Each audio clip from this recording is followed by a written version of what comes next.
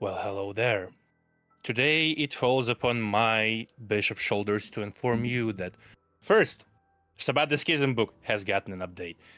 Road chapters are streamlined and expanded with new tools, formatting is rebuilt, lore condensed and sharpened with stronger vignettes and story hooks, antagonists, fashions, and Sabbat cults are reframed for direct table use. Talmahara, because I do like the name more, and the Schism are entangled into distinct and usable chapters. Modern warfare restructured into practical storyteller tools and case files. Disciplines are cleaned, lore sheets are updated, names are clarified. New art, new cover, and new polish across 700 pages. Additionally, there are cards for the book. If you like us, you can subscribe to our channels on YouTube, on Twitch. You can put the like if you like the video, put the comment in the comment section if you want to say our assumptions, and do give a visit to RS Experiments, who graciously provided us with the music. I hope you all enjoy today's video. See you next week, just in case, at about 7 p.m. Central European summertime. Next Sunday. See you.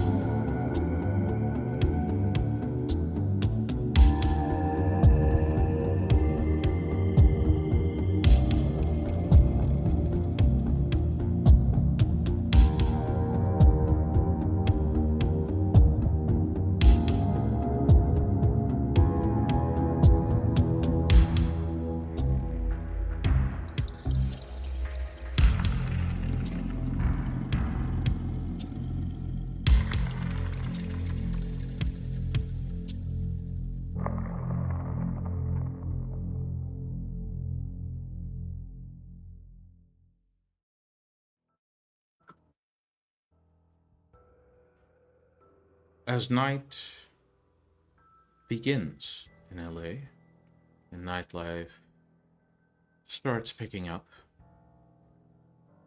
we join Jasper as he exits a car at the door of a new large mansion just to the north of Santa Monica. As he exits, he observes the tall mansion, which, although to the human nose this wouldn't be picked up, Jasper's enhanced olfactory senses can pick up a strong scent of vitae. As he observes the mansion, the car door on the other side slams shut as Mary,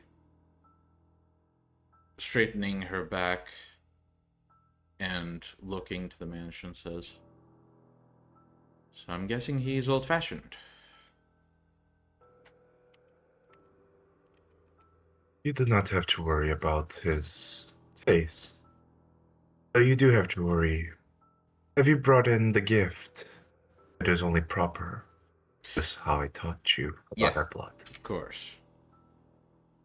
She goes to the back of the car, pops the trunk open, and after messing with quite a few metallic tools that you can hear rattling around, eventually she takes one specific tool, and as she closes the trunk, you see she is holding a very, very well-used bone saw.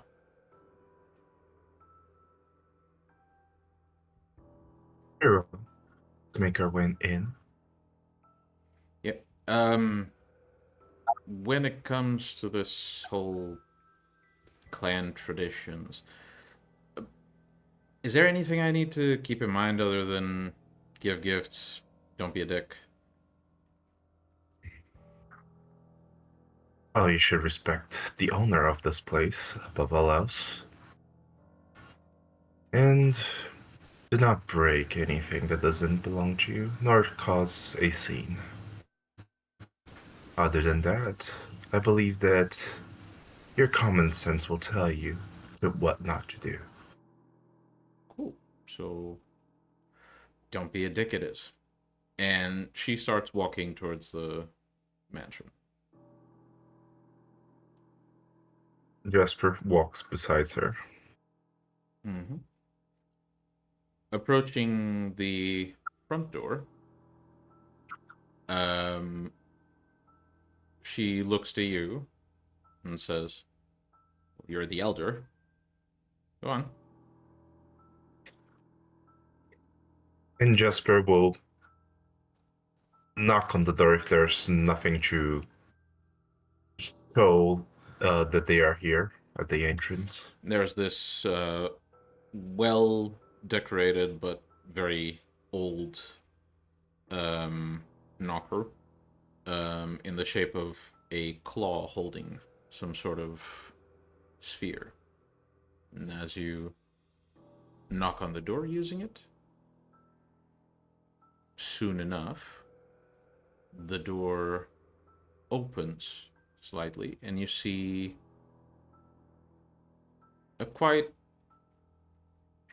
elderly man dressed in a very fine tux.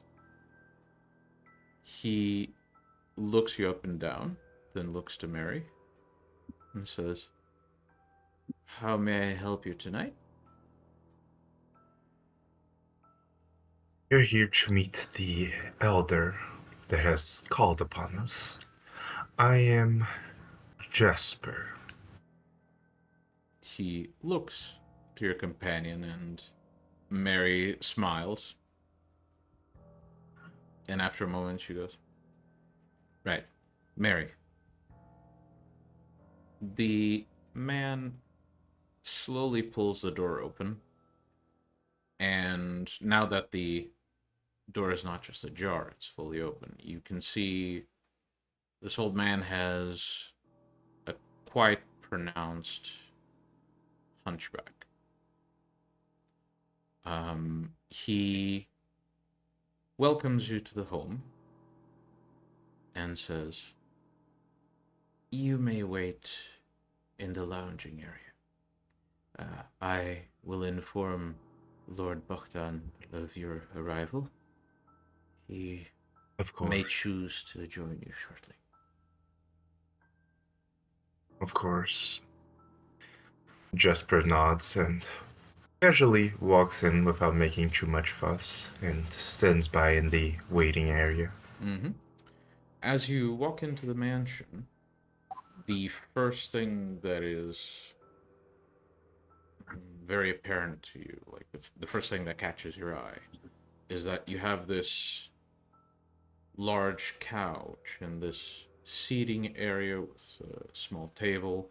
Looks very comfortable, and it is nestled in between two staircases that go up to the second floor with a quite large balcony surrounding this lobby area. There are doors to either side, and you can see one of the doors is slightly ajar, and you can see a long corridor, which after the man, presumably a ghoul, closes the door, he proceeds to go down that hallway, closing the door behind him. You approach the couch, and after you sit, taking your time, Mary just sort of falls into the couch and places the saw on the table, quite comfortably resting her foot on the arm of the couch, and says, "So, just real quick, why did he insist on meeting us?" That is what we are here to find out. Also, as Jasper looks at her foot, do mind your manners. With a raised eyebrow, Mary quite theatrically lifts her foot from the arm of the couch and lets it fall on the floor. Well, Just looks at her like he's looking at a child throwing a tantrum, a tantrum. tantrum. Mary continues. Well, I know it's not because of our clan. Because technically, the Archbishop's pack, you not included, has already been here. He requested your presence later for a reason, I guess. And I'm not sure it's because of your blood, since the Archbishop's paladin has already seen the man.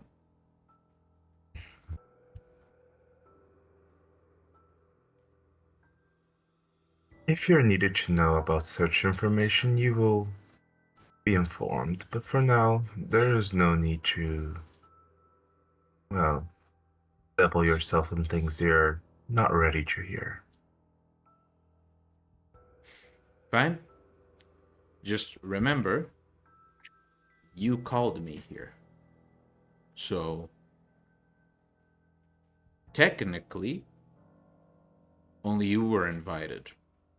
I'm showing up as more of a tag-along. So, if something goes wrong, it's your fault. Out of character, Mm-hmm. didn't he say he wanted to meet with all of our blood?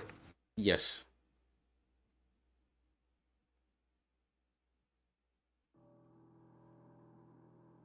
Okay. He did mention that he called for all of our blood. So that is what I have done. Oh, it'd still be your fault. Oh. And as she responds, she seems to draw her attention to somewhere. And as you turn your head, you see the door open.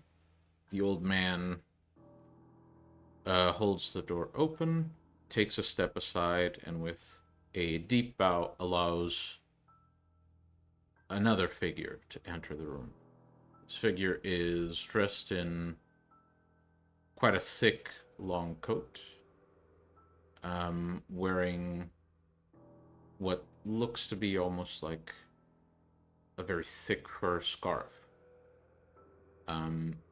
He keeps his hands in front of him as he walks slowly, and you can notice that his fingers are long, gangly, and you do notice that the proportions are wrong. He seems to have almost an arrow shape to his fingers. And as he approaches the couch, Mary, with kind of a, bounce, stands up and gives a polite bow. Jasper also gives a polite bow as he says, "We greet the owner of this domain." The man looks you up and down. You see his face somewhat angular. He has very protruded bones. And every protrusion seems to be almost adorned with small teeth, maybe spikes, horns. You're not sure what to call them. He has his eyes slightly angled and very long, longer than you'd expect. And his ears, while they are a bit longer than human ears, the tips almost furl back, fusing with the back of his head. He looks to both of you and gives a slight nod and says, "I presume you are Jasper." Indeed I am. The elder gestures, and the servant, the old man, proceeds to approach you with his hands extended. Jasper pulls out from his clothing hidden that a book with necromantic knowledge, but somewhat cryptic for those who do not know about necromancy. And he hands it to him. The servant takes the book and, nestling it in his arm, he reaches out to Mary. Mary looks to him, picks the saw up from the table, and almost like slaps it sideways on the servant's hand. The old man takes both the gifts to the owner of the house and shows them. The owner observes the gifts for a moment. He seems a bit puzzled about the saw, and he gestures as the servant takes the gifts away. Then he says, "Your gifts will arrive momentarily. Was not expecting a second guest. But it's good that you two came together. At least I get to meet my own blood. Have a seat, please." And with that, Jasper calmly sits The man as he approaches. Oh, yeah, please finish. as he keeps as he somewhat studies his demeanor to see if he's suspicious, angry that my childe is here, or is he just surprised by it?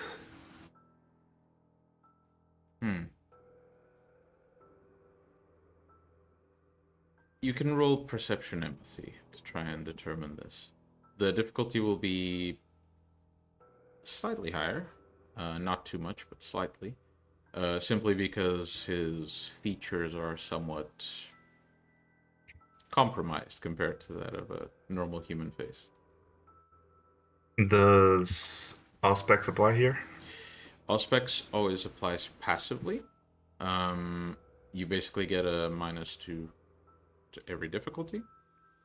However, you can choose to enhance a specific sense to get your Auspex score as the reduction instead. I would like to choose my sight Mm-hmm. to increase. Okay. Does Insightful also apply as perception? Yeah, I suppose. Yeah. Okay. Let's see. Thick. Hmm. So you manage to see hints of what you'd expect in a human face for this type of emotion. He's not quite surprised. He's more puzzled to the situation. He doesn't see the point in having everyone arrive in groups. But he's not really averse to the situation either, you don't think? Mm-hmm. He sits down on one of the larger armchairs, and as he does, the servant walks back in with a quite dejected expression. He looks worried to say what he's about to say, and as he approaches the armchair, he leans down and says, "My apologies, my lord. It seems the Archbishop has taken all the rings. Bohdan seems to blink for a moment and say, I see. Off with you. The servant leaves, and Bohdan looks to you and says, I urge you to reach out to your Archbishop. She should have something I prepared specifically for you. In the meantime, since it seems that my originally planned gifts are not available, I offer to you instead an hour of my time, conversation, and knowledge, insight.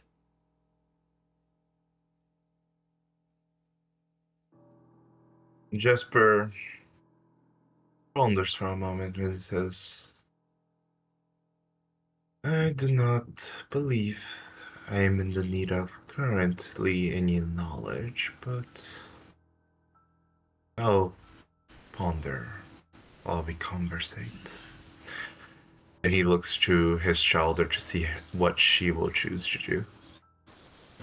She looks to you, then kind of side-eyes the elder back to you and says, well, I'm okay with this.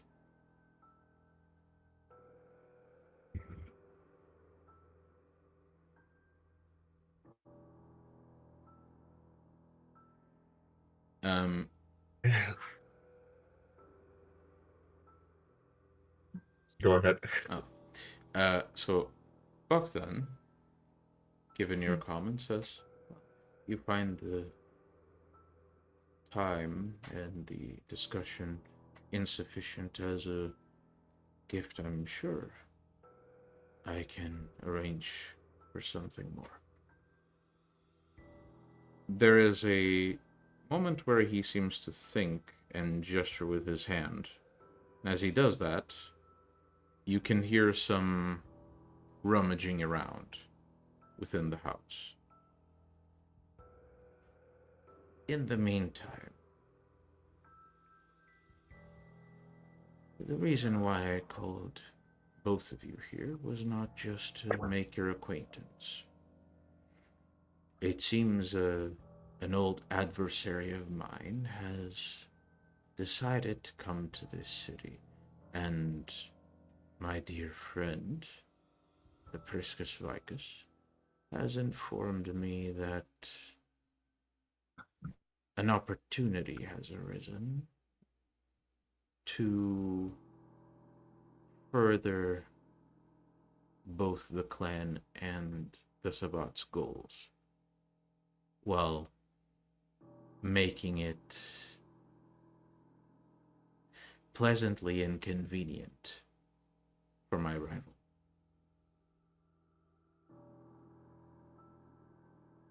I see. Would you grace us by telling us who this enemy is? Well, I believe he goes by Ramon these days. He fancies himself a Priscus from, well, somewhere in Western Europe. But, well, let's say titles can be obtained with very little effort if one has a silver tongue.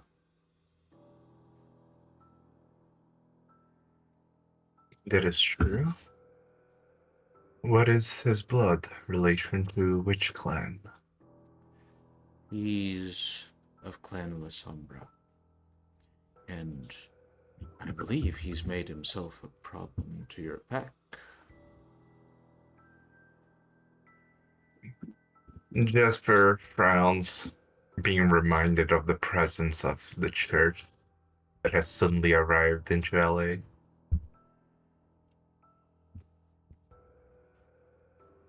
That is true. His political agendas are somewhat frustrating, I will admit.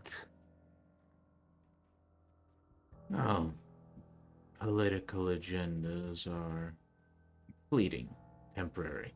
I don't think it's going to be the main problem with Ramon. His ambition is hard to sate, but the biggest problem he poses is what he's taken. I would like for you to not take it back yourself, but assist me in taking it back.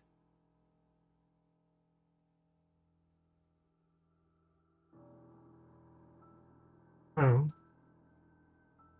if he has stolen from a blood, he has stolen from us all. What has he stolen, to be exact?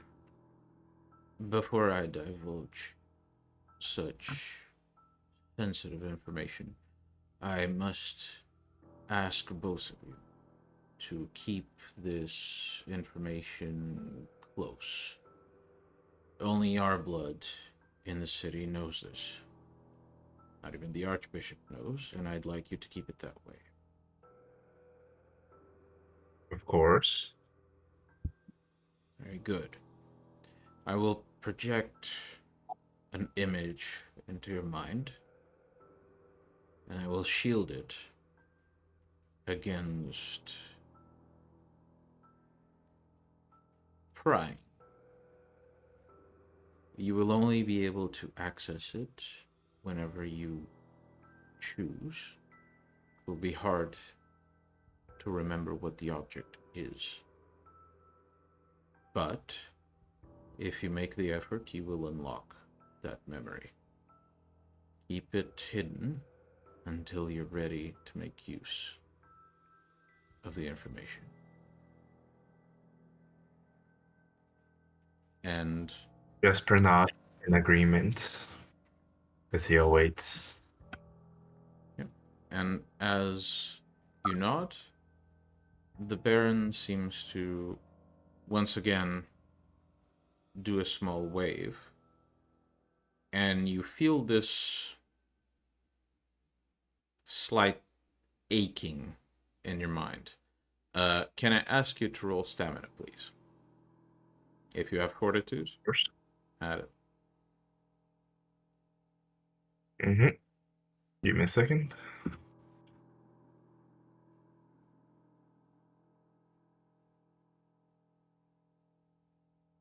Mm-hmm. 1, 2, 3, 4. Okay. 4 successes. So there's a slight buzz that you get after this ache subsides. Feel a bit lightheaded, and then you're fine. Mary seems to react a bit different, almost like she just hit her head and is sort of looking around a bit confused before she, you know, grasps the surroundings a bit better. And she asks, "What the hell was that?" He has implemented the memory of the object that he has in his mind into ours, so we know what it is. He also made sure that no one could steal such information, so that is why he somewhat rearranged our minds temporarily to make sure no one sees such an object. Such are the advantages of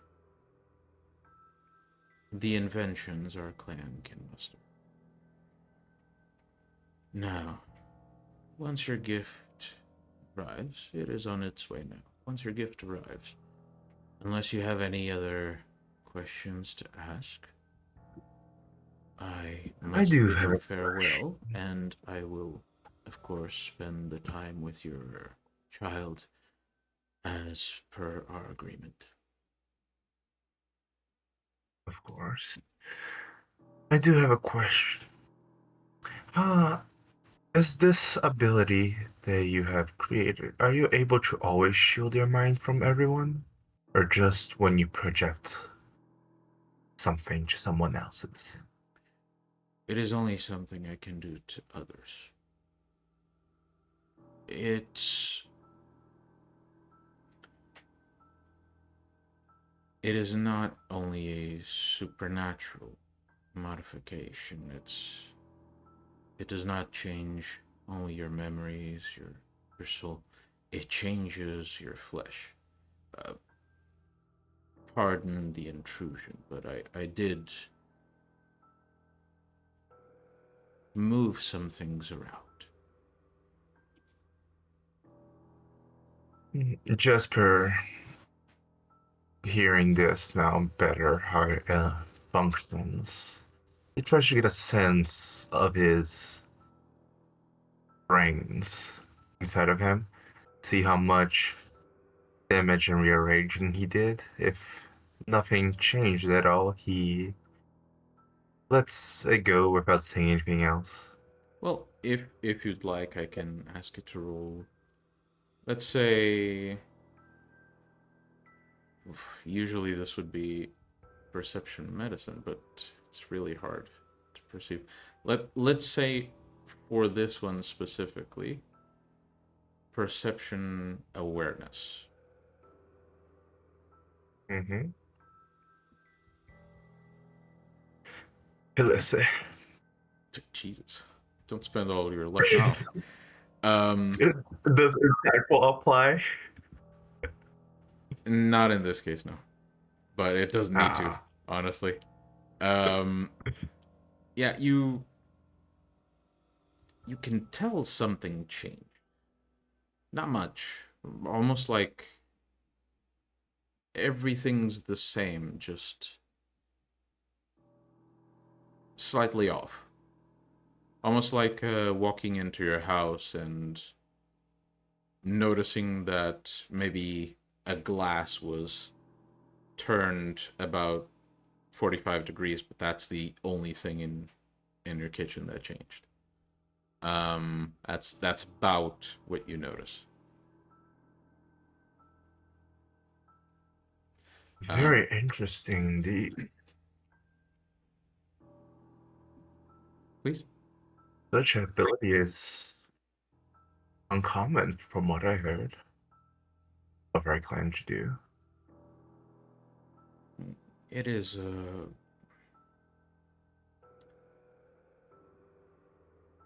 a trick I've developed over the years. I don't tend to handle a lot of my business myself. So I need my agents to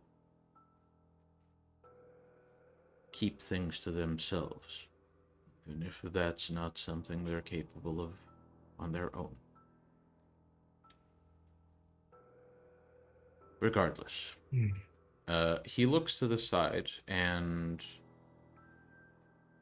the doors behind him open, and two servants, the same old man as before, and one that has a bit of a straighter back, but you notice that a few of his fingers seem to be turned in wrong directions almost. They carry a box about this big, and they carefully rest it on the table. Bohdan reaches forward, lifts the latch, and proceeds to open the box. Inside, you see what looks like really, really shriveled, mummified remains of something.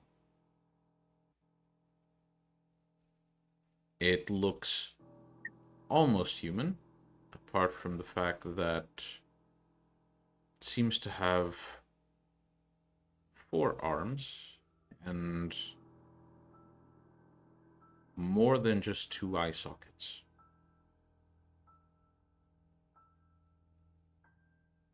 I want to analyze a little bit better, to study it for a second before he tells me what it is. Wits occult.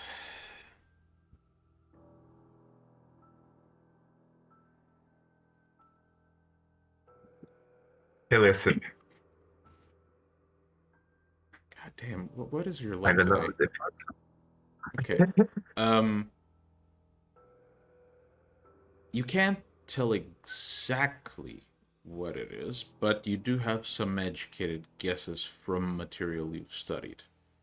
Mainly, you have some educated guesses from conversations you've had with some of your packmates, along with strings of information you've read. Your best guess would be that this is either a dead changeling, like mummified, or something similar to a changeling. Given the fact that you know they can have these supernatural aspects to them without it ever being a modification imposed on them. Jasper, seeing this, gives a small,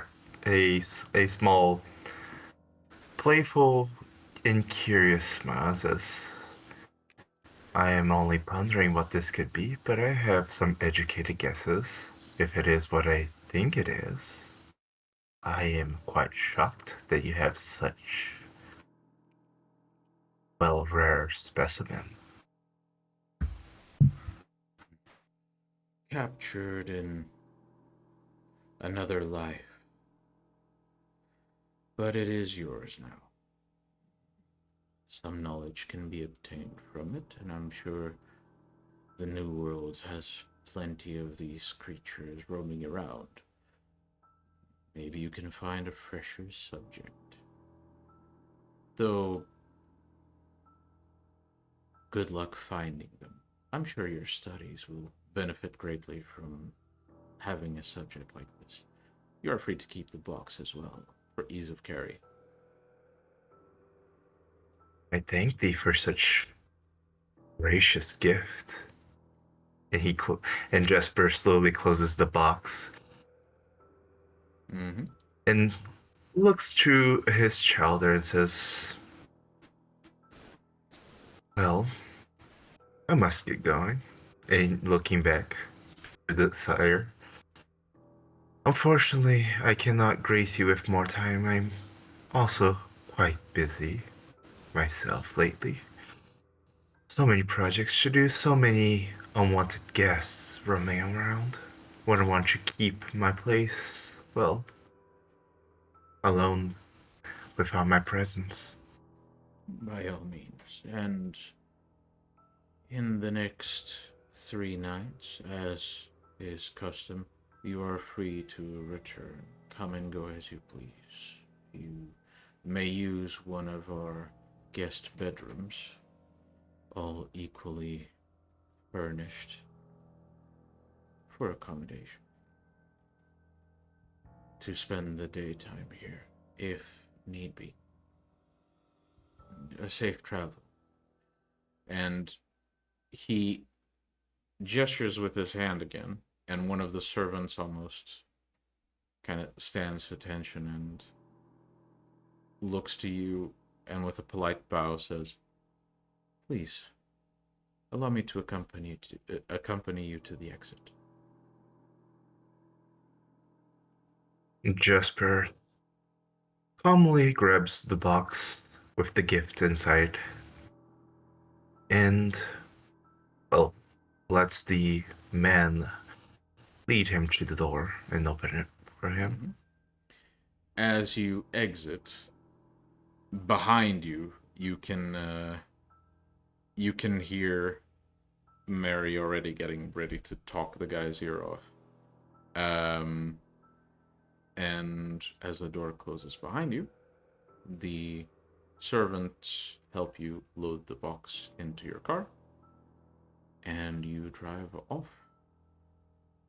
And this will join Iris as she arrives at her office in the asylum. as she closes the door and slides the window open,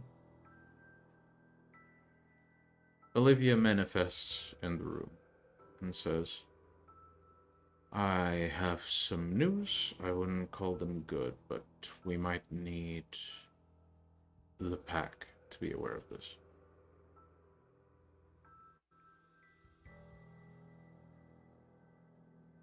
Go on.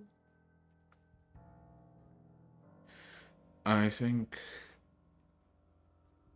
I'm not sure what was done exactly, but whatever Jack took, I think Ramon just noticed it's missing.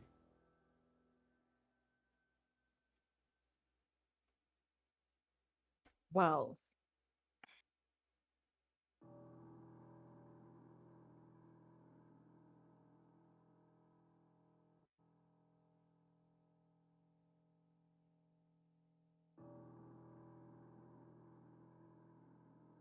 Yeah? let's see. The last ones whom Ramon saw with that stick was Jack and Abel.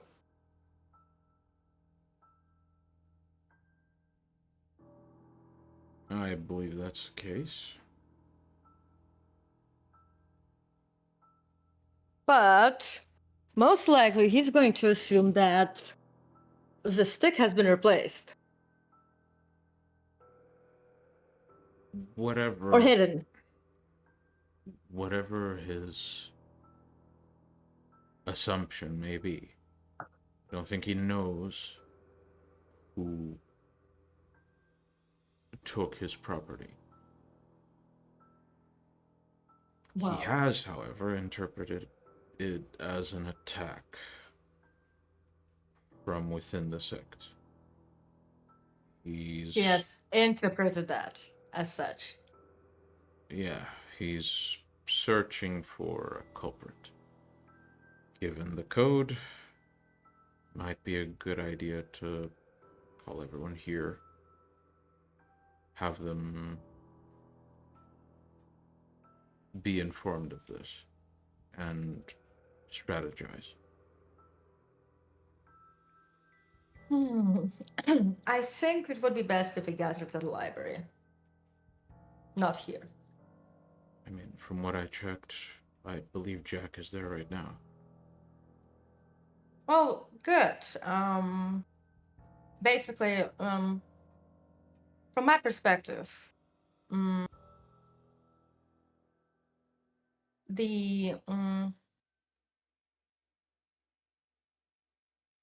this is a very if the whole pack gathers here as Ramon is running around trying to find the thief who stole his stick, right?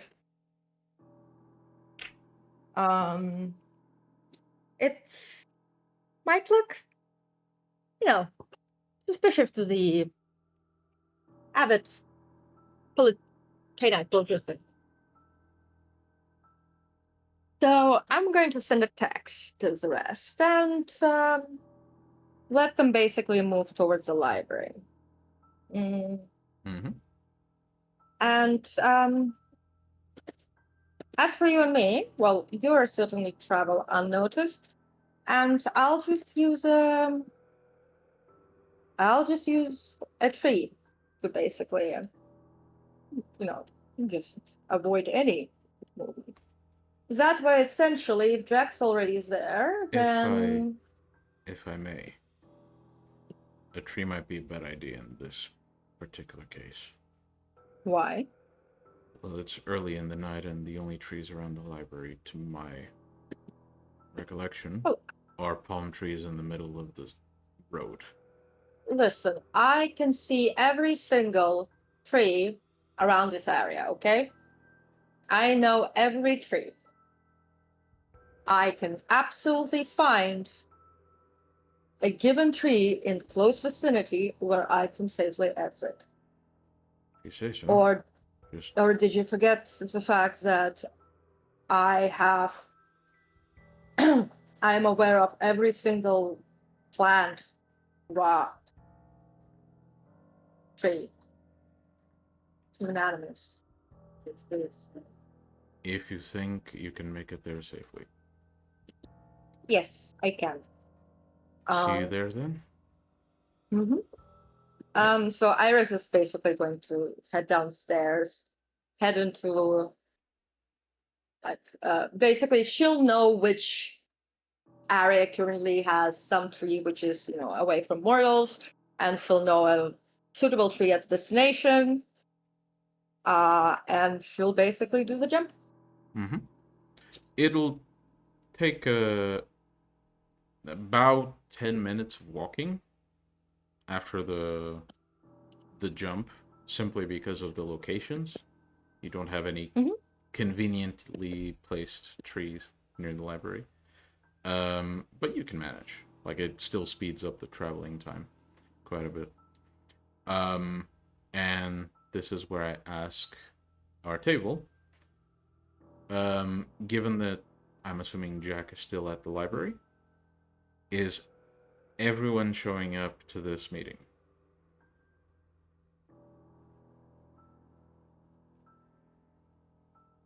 Or rather, is anyone not going? At the library. Okay. I do have a question. Does this message arrive to me at the time that I'm leaving that place?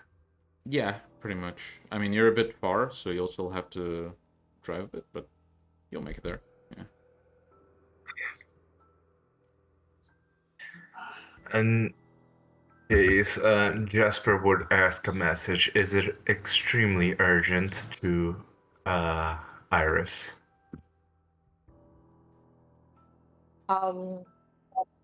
Iris is going to reply, if you have the opportunity to step through a tree to somewhere, please do so.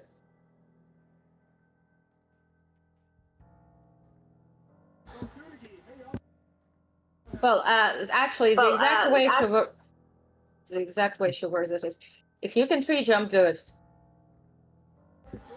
I dare you. You get a text message from Abel saying that he's hugging a tree. That message is not sent to Abel, it's sent specifically to Jasper. You send the address to group chat. That might develop into our default conversation. I can jump with my belongings through the tree, right? With all of them? Depends on the size of the belongings, I think. I don't think you can drive through a fucking tree or carry a gigantic box through a tree. Yeah, the box is... I think it's pretty much like the clothes on you, what you have in your pockets. Is there a restriction on that? Whatever. The way I run it... Probably the size of the tree. The way I run it is like, most of the trees in LA, none of them are like... Well, none conveniently placed around LA are big enough for you to do anything of that sort.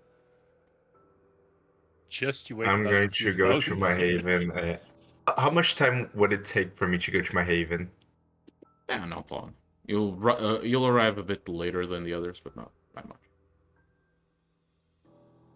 I text Iris. I'll be slightly late. Not hold up. He sends back a response to Jasper. Don't worry. Only you, I, and Olivia have expedited travel systems. Gabriel, are you attending the meeting?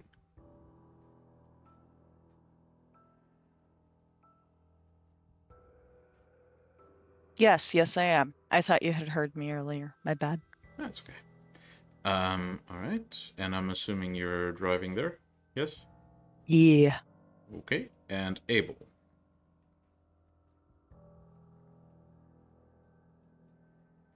Yes, I'm driving there as well.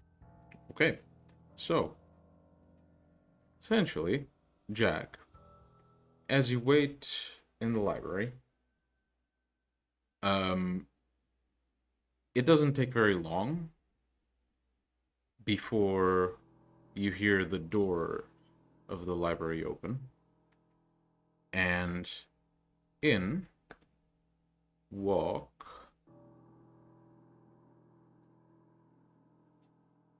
Gabriel, and Abel.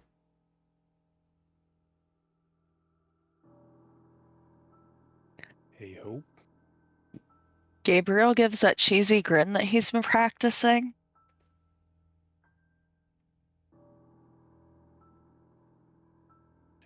Thank fuck I have self-control.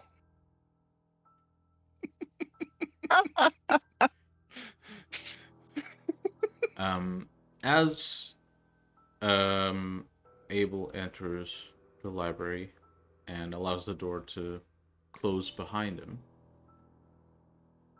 someone stops the door and walks in, calling out, "Excuse me." As you turn to the entrance, you see this very stoner-looking teenager who approaches Abel with sort of like no real focus in his eyes and says, "Excuse me, yeah, you.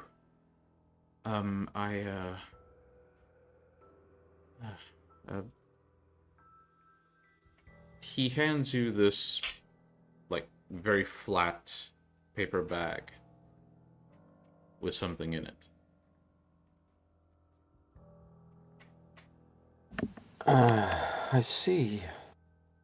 And who is it from, may I ask? What? Where'd you get this?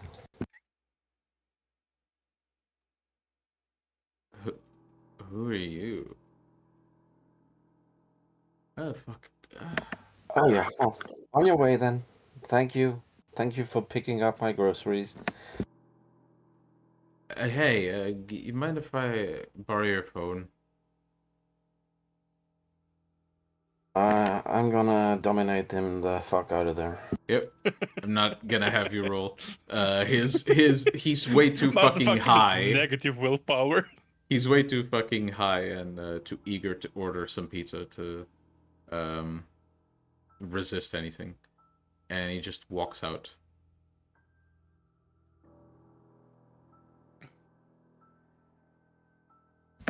All right, I won't open the bag. I'll take it straight to Serena. Okay, well, lucky for you, it doesn't take very long until Serena shows up. Walking through the door after just seeing some really, really high teenagers stumbling out of the library. I presume I received another gift. You mind taking a look what's in the bag? I hope it's not shit. Did you just get it? Right now. Yeah. I see. And where's the courier? You just met him. Oh, he left. He said something about pizza.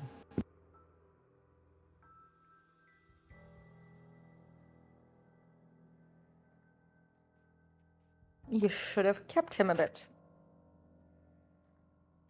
Oh, we can go get him back. I'm sure he's not far. As much as I would like to enjoy tracking down your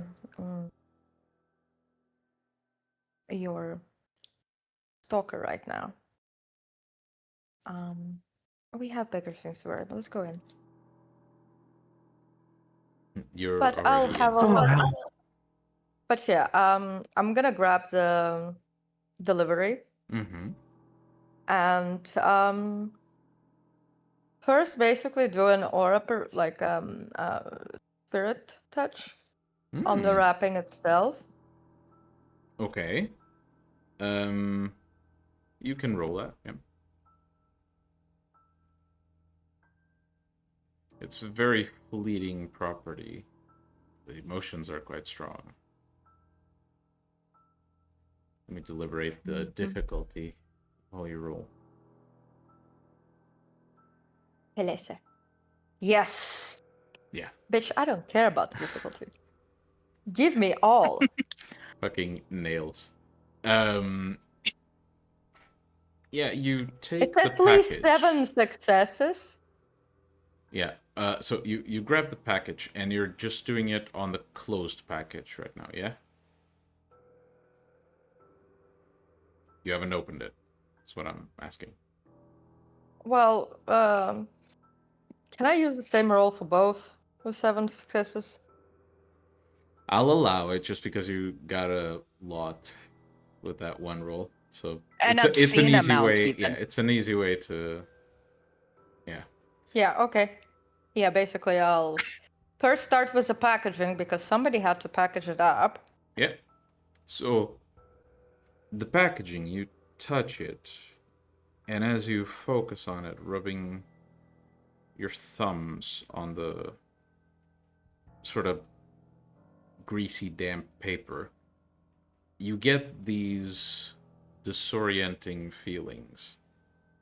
You do recognize them from your days in the counties, and there isn't a lot of emotion connected to this. It's confusion mostly. You realize the packaging was done by the teenager. Okay, then I move further Actually, with to seven successes, you also get something. He didn't understand why he was putting things in there the way he was. Okay, then I open the package. Okay. Inside, there is essentially a small box with some words written on top. It's like a little box made of folded cardboard with essentially written in Sharpie. You have been looking at the church too much. Smiley face.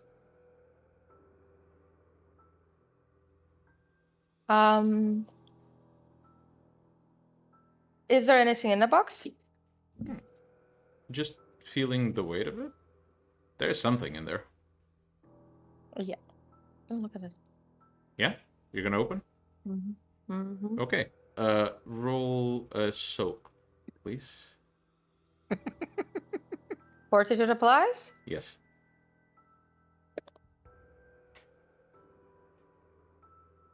Can I also spend... How does Fortitude work with Soak? You So spend one default, slot and yeah. So default rules, it's just additive to your stamina, and if you take ag, you get to roll your fortitude to resist it. Our homebrew is that you can spend 1 point of blood to turn all of your fortitude dots into auto successes, the same way you can do with potence. I believe Yeah, it's so I'm doing exactly that, just in case. I've got hidden way too much by fucking weird shit. Okay. So that's five auto successes? Yeah, so you don't need to roll anything. Basically, Okay. what the rest of you see is, as Iris is kind of looking at this bag a bit confused, like at this box, she pulls the box open, and as soon as she does, you hear a large, like a really loud pop, and see a bunch of, at first, what looks like dust just flying in Iris's face. And as you begin to hear things hitting the floor, you realize it wasn't dust, it was glass shards. And while Iris is unharmed, her glasses have basically cracked, and there's a shard of really thick glass, like basically stuck in them. Yeah, so since I still have the box, right? The glass shards had to be put in, so I'm gonna touch basically the inside of the box. All right, and with your previous roll, You sense... The first thing that hits you is the emotion. There's a lot of...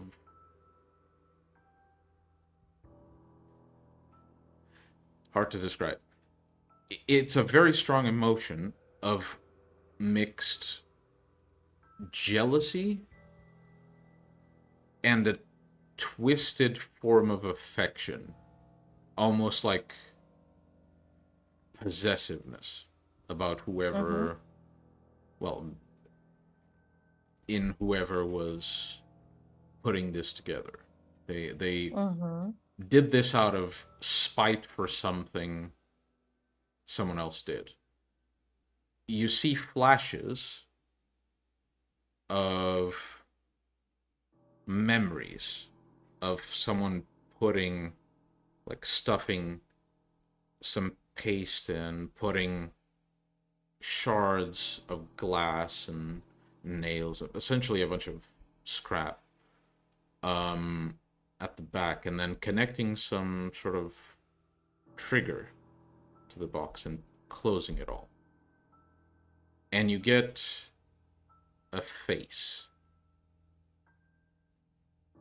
The face is that of a young woman who does not...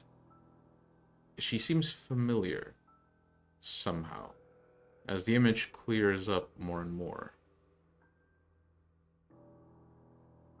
You recognize Lida's face from the counties.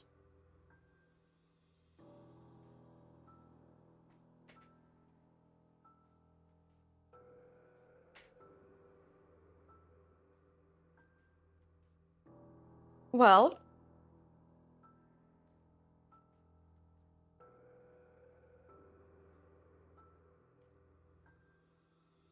how would you like me to deal with that stalker?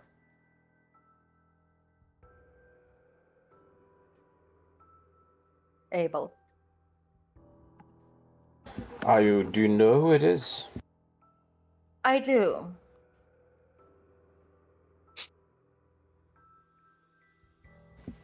Well, sure. If you wish to.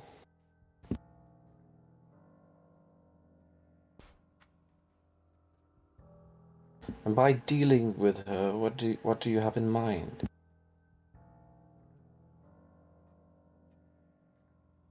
Well,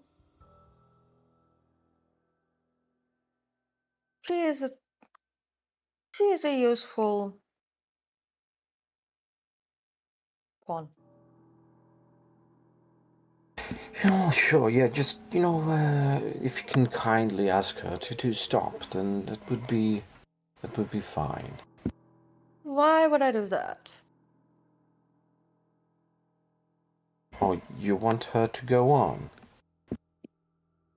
I mean, Iris looks at him. Look, I certainly have the ability to temper one's humors, change one's derangements. But this person, despite knowing who I am, has yet decided to act in a way that interferes with my domain. And mind you, this person knows who I am. This person knows what I'm capable of.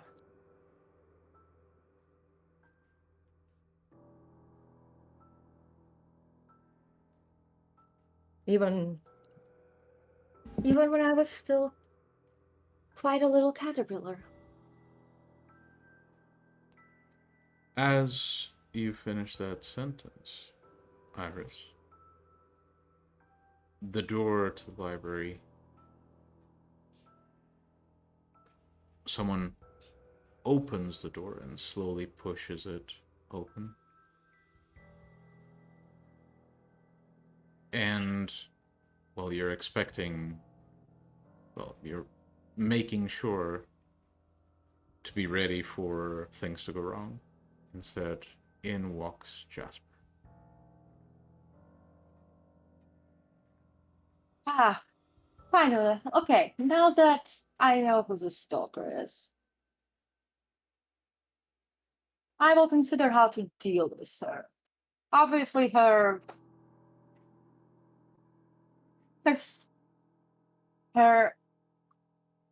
tricks and sabotage will stop, but I must consider what is her political value in terms of dealing with some others. But as we're all gathered here now, is Olivia here, by the way? Olivia's always around. We have, like Iris closes the door behind Jasper. We have an event. Olivia, if you please. From behind one of the bookshelves, you hear Olivia speaking as they make their appearance. The short version is that you fucked up. Ramon found out something's missing. And now he's hunting down who did it. I'm fucked up. So my guy looks at Jack. Well, Jack doesn't have the stick, does he? No, but Ramon saw the three of them there. If he connects the dots, you three are his primary targets.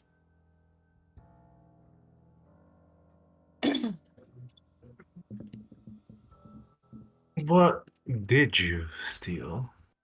Well, he didn't steal anything. More like took back.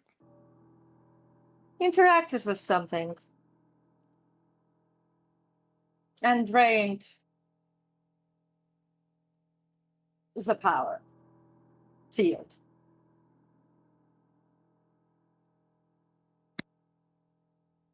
And Abel made an illusion that made the cane look and feel the same, but be slightly off balance and never quite right in the hand. Which could have been also like a potential reason why this was discovered. I have a feeling maybe that Ramon is just losing it. The weight of all his crimes are just weighing in on him. That's why the cane is heavy. What crimes? What crimes? What crimes? What crimes? Well, living. Hardly Heinous crime. something a Sabbat priestess would be concerned about. If we're talking about crimes, you have to literally raise actual crimes.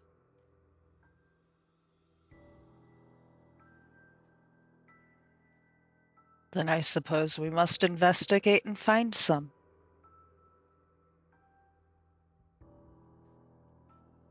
Fabricate a scapegoat that he can, well, punish.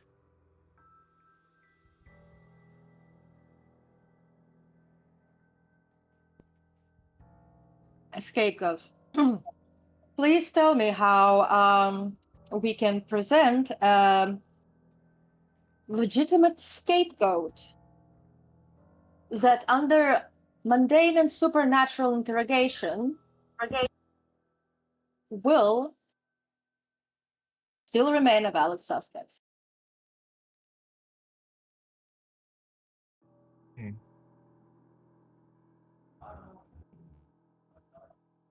We Well, let him could. come We and could. present his concern. We don't really know what's going on. Well, no, we're not going to go. Well, no, we're not going to invite him to present his concerns. I mean, It should also be mentioned that the only reason I know this for certain is because I did some digging. It's not public knowledge outside of his trusted circle. exactly.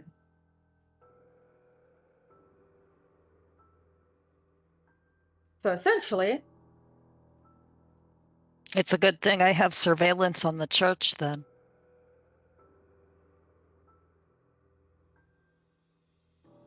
Then we should probably check that often. I have all recordings of everything I've had taken so far. inside the church. I was not able to get anything inside the church. Still, seeing I who can- comes and goes might be useful.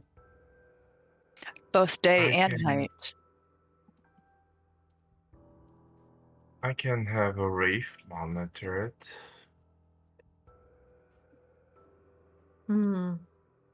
Are we sure that Ramon won't perceive the wraith? Unless he I'm has a not. necromancer. He And shouldn't. how do we know if he doesn't? You don't need a necromancer specifically to do that. Or at least to be safe from that. I mean, I if think anything, our bishop of the occult is very aware that there are things you can do to protect yourself, even if you're not a necromancer. There are.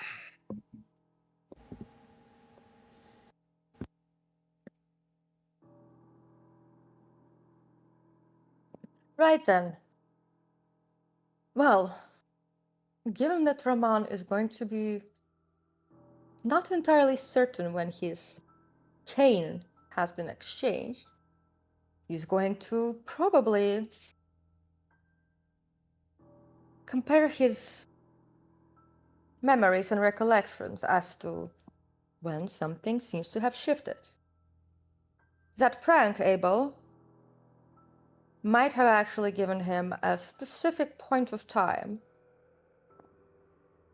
after which the cane has been different.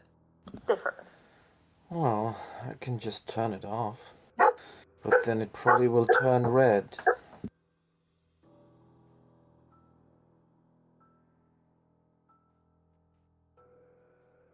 Well, how do you know whether that illusion is still in place?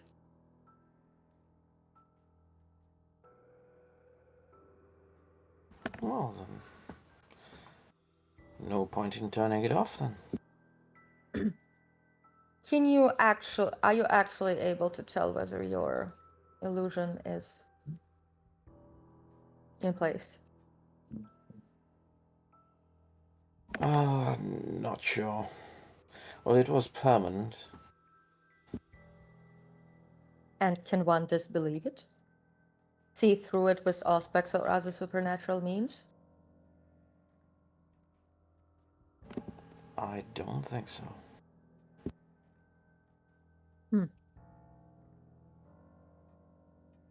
Well, clearly he is looking for his cane. So he must have realized that the cane is not his.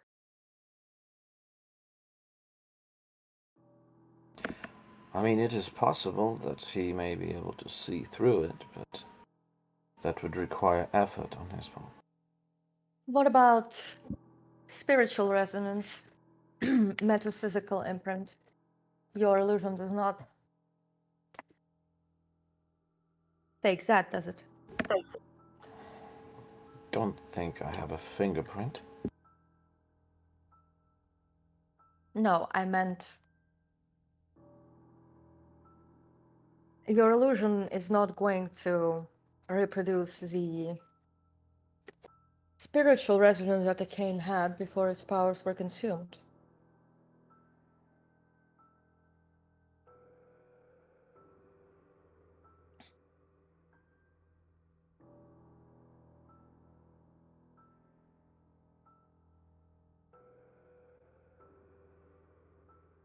Does it? I guess we can, debate on that. Well, either way, whatever the case, he has realized that the cane is not his. Otherwise, why would he be looking for it? Oh, we're just gonna have to convince him that it is his. I cannot, in good conscience, use a sword of Malkuth or other means which will actually convince him. Mind you that they're not really going to work on a black hand agent. Just talk to him. Iris raises one eyebrow. Good old gaslighting. Can we perhaps replicate to some degree? He cannot differentiate, implant evidence that some other group took. And how will you make sure that the object which you invest your energy and magic into does not retain any magical signatures that is unique to one of us? I can wipe the fingerprints. Fingerprints are nothing. Right now, I've determined who is Abel's stalker. Yeah, I meant that. Oh. Well.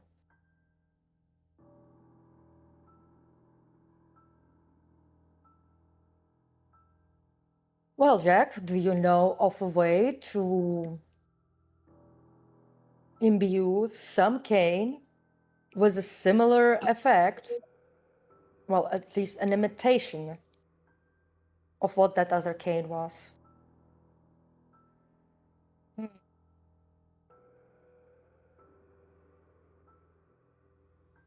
Would I, Miguel? Like, would I have the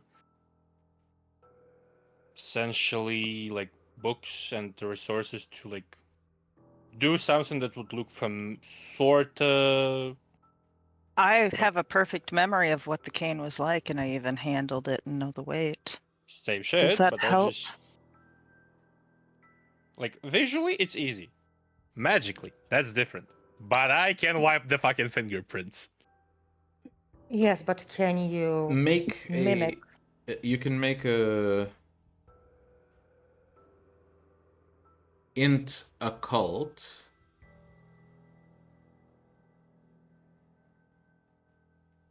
Given my particular flaw, I think it's appropriate that I don't bother rolling. You can if you wish, because this is like a knowledge check essentially. Oh, it's like I read this in a book. Yeah, essentially. However, Got it. Abyss mysticism? yes, it counts. Good. However, actually, if you get a certain amount of successes, I'll actually give you a bit extra. Fucking Pelese. I cannot spend willpower on that shit. Like, if you check my character sheet, you realize why. Fucking Pelese. I still suggest that I learn the reflections of that water. That's difficulty 6, that's 6 successes. Would It's not abstract difficulty thought 6, apply? though. If you and Jack talk about it, you might be able to like bounce some feedback, Okay. and that can apply. Yeah. Should I roll Then I'm an gonna occult? say we did that because look at that roll. If I you'd roll? like, Iris, yes. Mhm. Just keep in mind the amount of successes I need to get that special information goes up the more people roll, for obvious reasons. Yeah.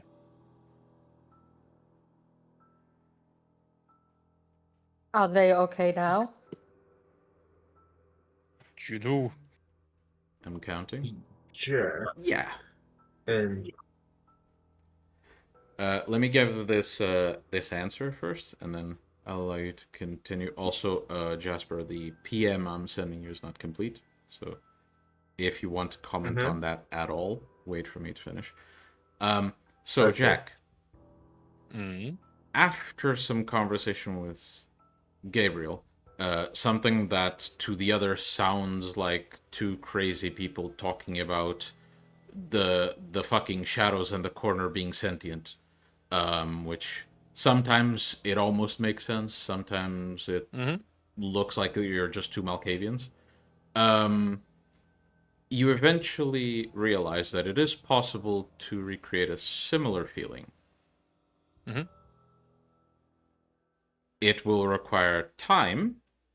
It will require pissing off, potentially, someone who might cause you problems. And As per usual. And it might make you... It might cost you something personally in terms of power. As in, you will actively become less powerful to mimic the feeling that that object had on someone who knows what they're looking for. Yeah.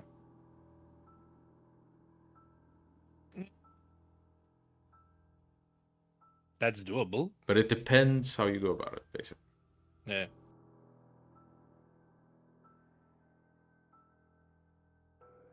if you were to make such an imitation,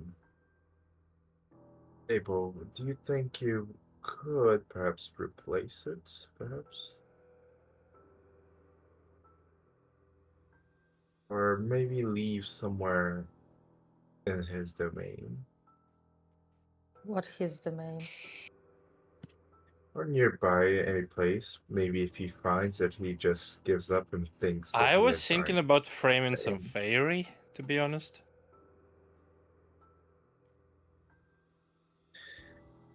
There's a pause in Jasper as he's about to continue speaking. He looks to Jack now with more focus and attention.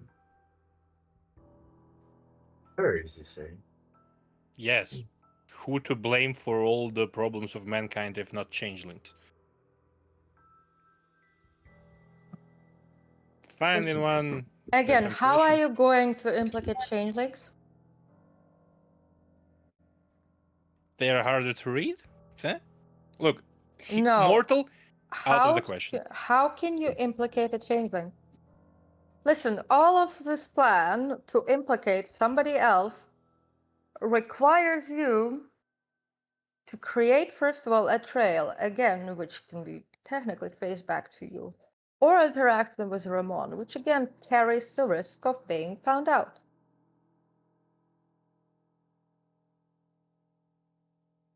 For Abel, interacting with did you him, have I have measures. For supernatural traces, I have measures. Yes, that's okay. What about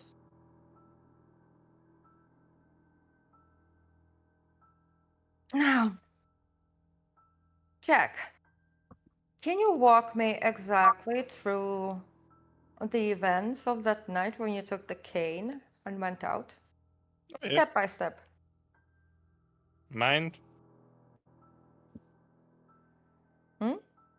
Mind looking at it just directly? No, I'd like you to think about it yourself. Besides, I don't know exactly what happened to you then, and I don't know what I think those memories might carry. I think he's asking if you want to, like, peer in his mind to just... No, I'm saying to him, I'm not planning to do that. I need him Okay. to walk me through this. Got the cane. Mm-hmm. Then say got the message from certain someone.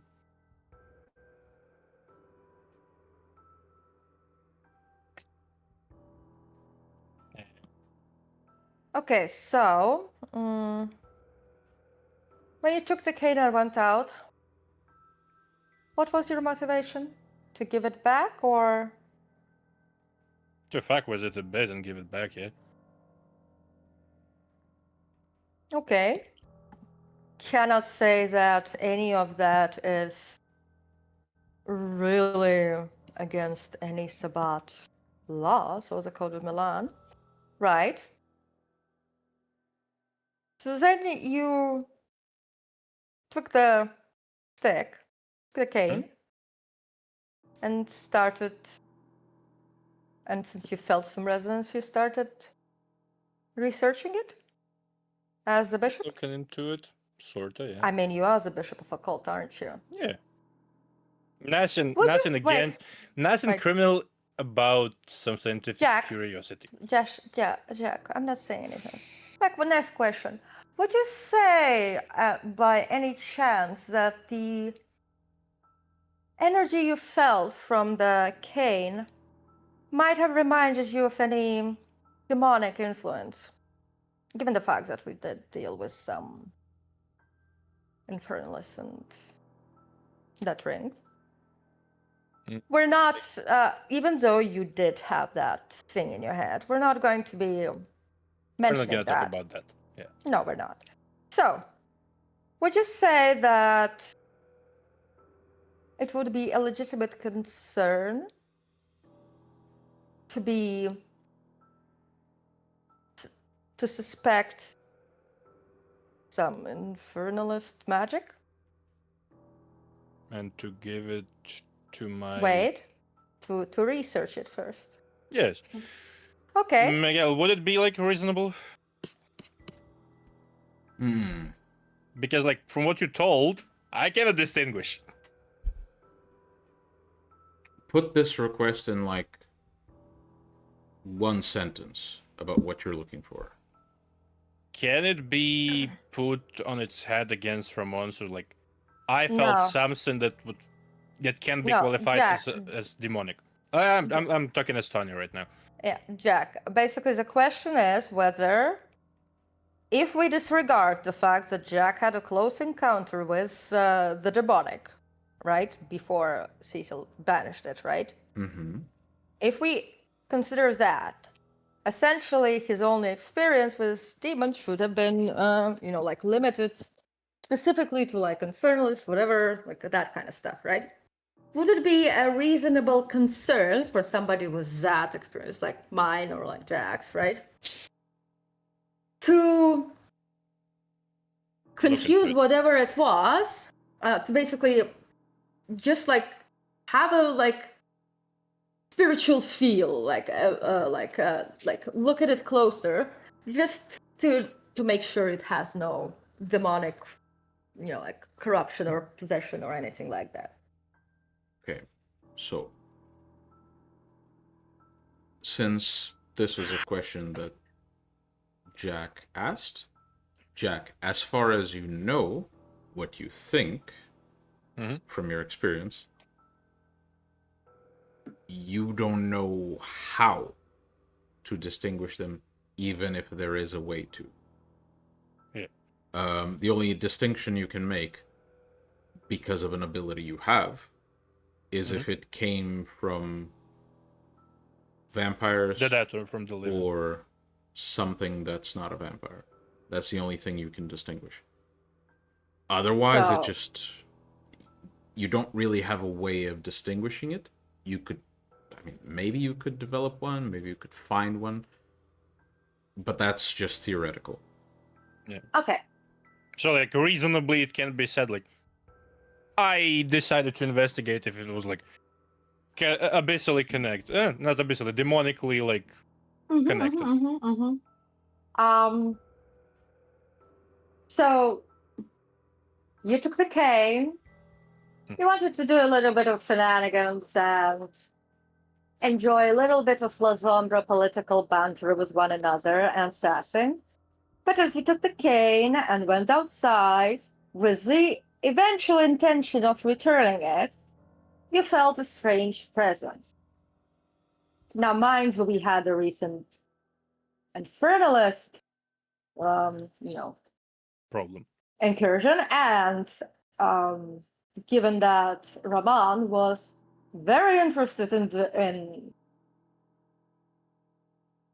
Isaac Yes. and his like connection to Infernalists, as well as given all the other things we know about like his beef with Isaac and what he held against him, you had plenty of valid reason just to double check that Ramon wasn't, like influenced by any demons, right?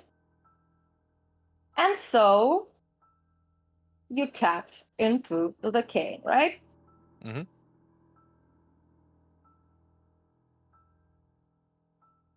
You can claim that you wanted to just get a general feel about what it is and so on. But what happened was you ended up in torpor. So I put this shit on the head. No. You ended up in torpor, Yes. correct? Yes, I've been rescued by You were rescued by Paladin, who had to perform some health checks on me. You were given blood. We're not speaking about your heart. We're not speaking about the heart, we're speaking about health checks. Yes. Broken bones are still fucking viable to us. Essentially, whatever happened actually almost killed you, didn't it?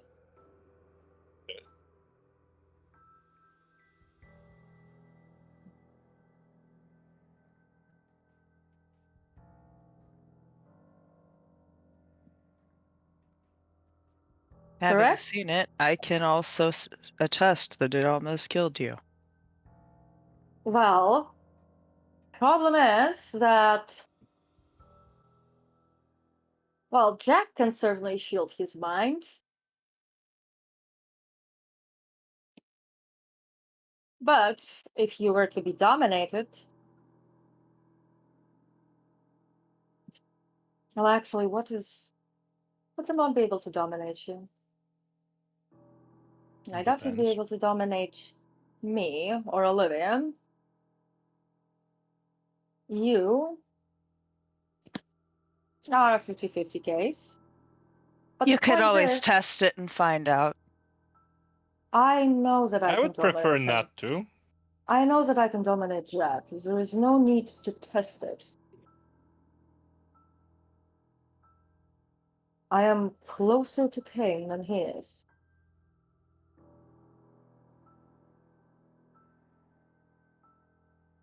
The question is whether Ramon is.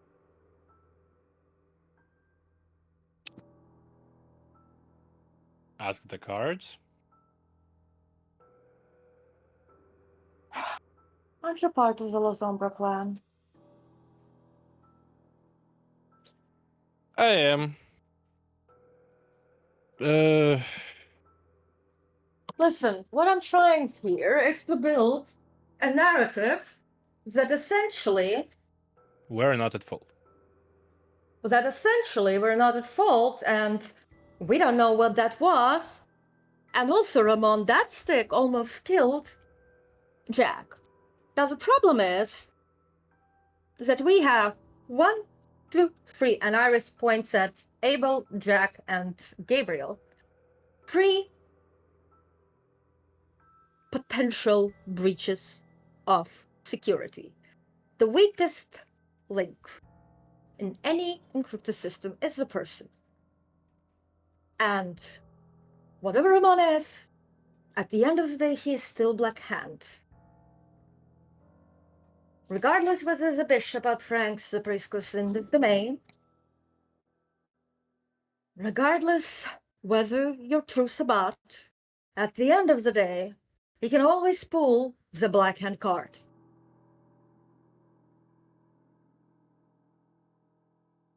That he can. Which leaves me at 2 possible options. 1, I change the reality of that event for you.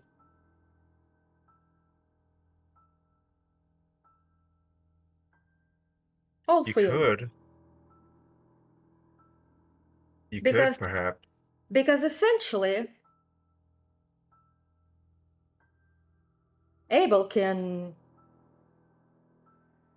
be simply have been the one who came across Jack in that state.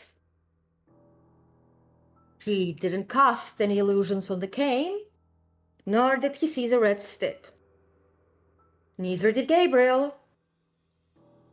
And Jack absolutely had no idea what the cane is, suspected demonic influence, and that.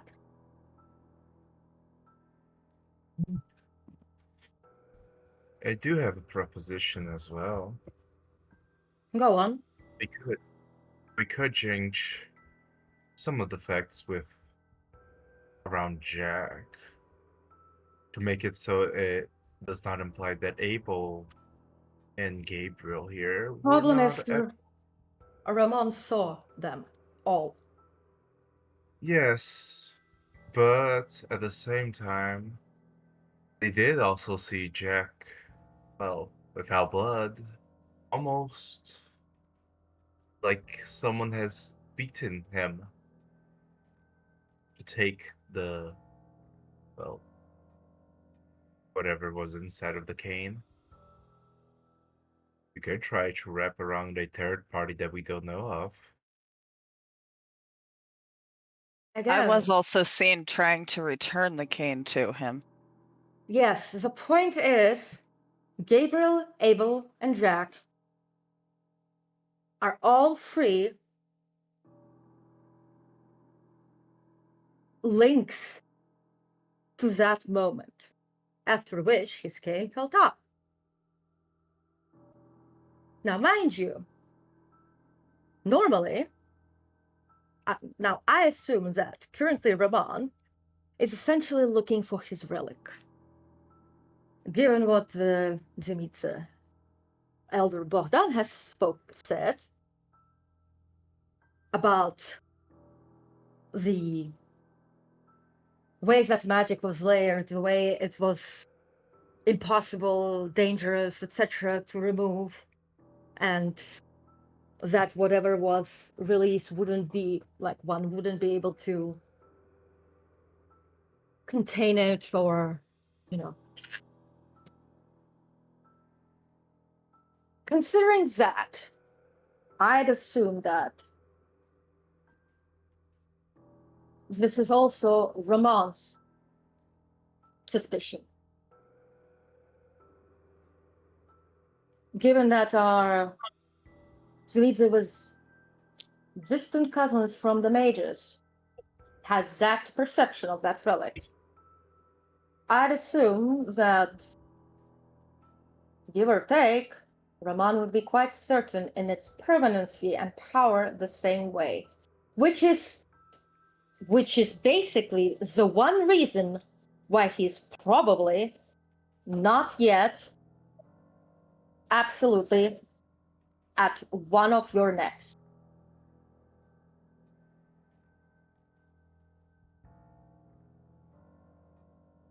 Adding a third party requires plenty of trace. Like, I can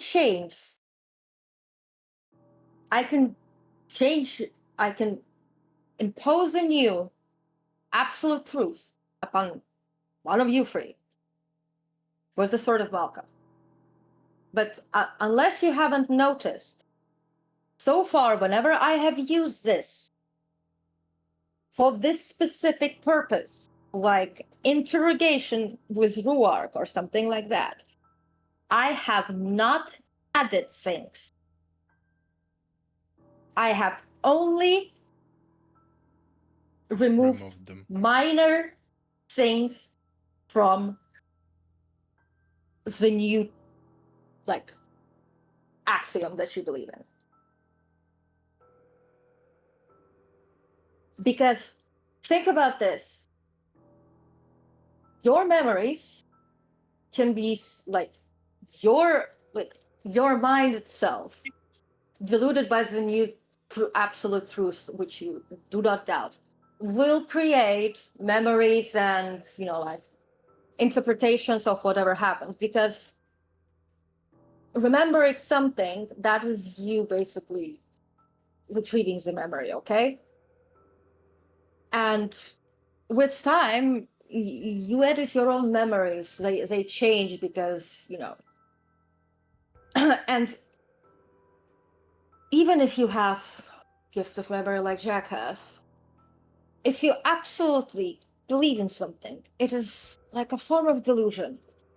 You will be, how can you remember something which never happened? But in this case, if I add there this mysterious third ambusher, where in the hell anyone, even Jack, is going to conjure any memory of that?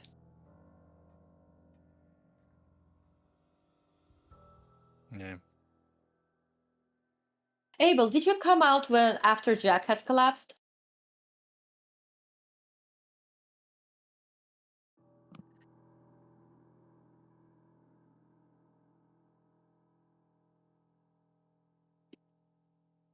I Abel? believe he came out when I regained consciousness. Okay, so Abel. I believe so.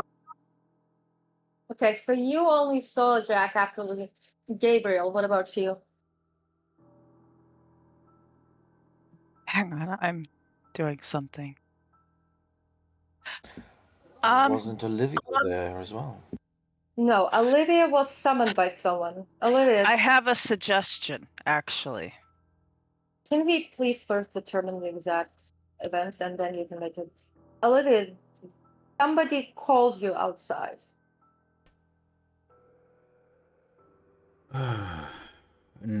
Well, I heard the commotion. Someone saw it, and I wanted to check it out.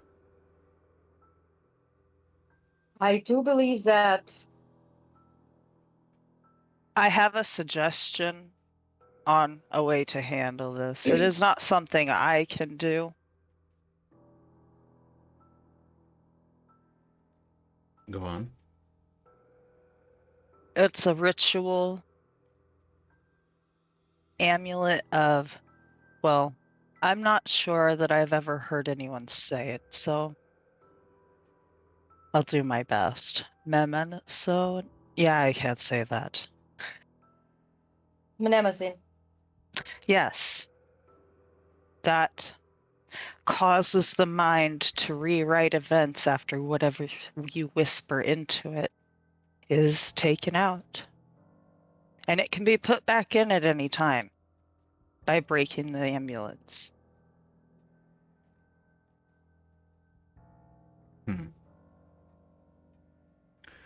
We can erase a single fact or a whole event, and it's not traceable. Something which I can do as well. I cannot do it. I only know of it. What is the nature of it? It's a ritual. Well, What Calvinism, aptitudes would you need? thaumaturgy. I believe it's thaumaturgy, but I could look into it. Either way, while we look into it and we learn how to perform that ritual, what happens if the Black Hand agent decides to interrogate any of you three? Well, I guess we have to keep an eye on all three at all times. And There's three of us as well. Guess we could pair And- each other. And how would I be able to say no to an official Black Hand inquiry?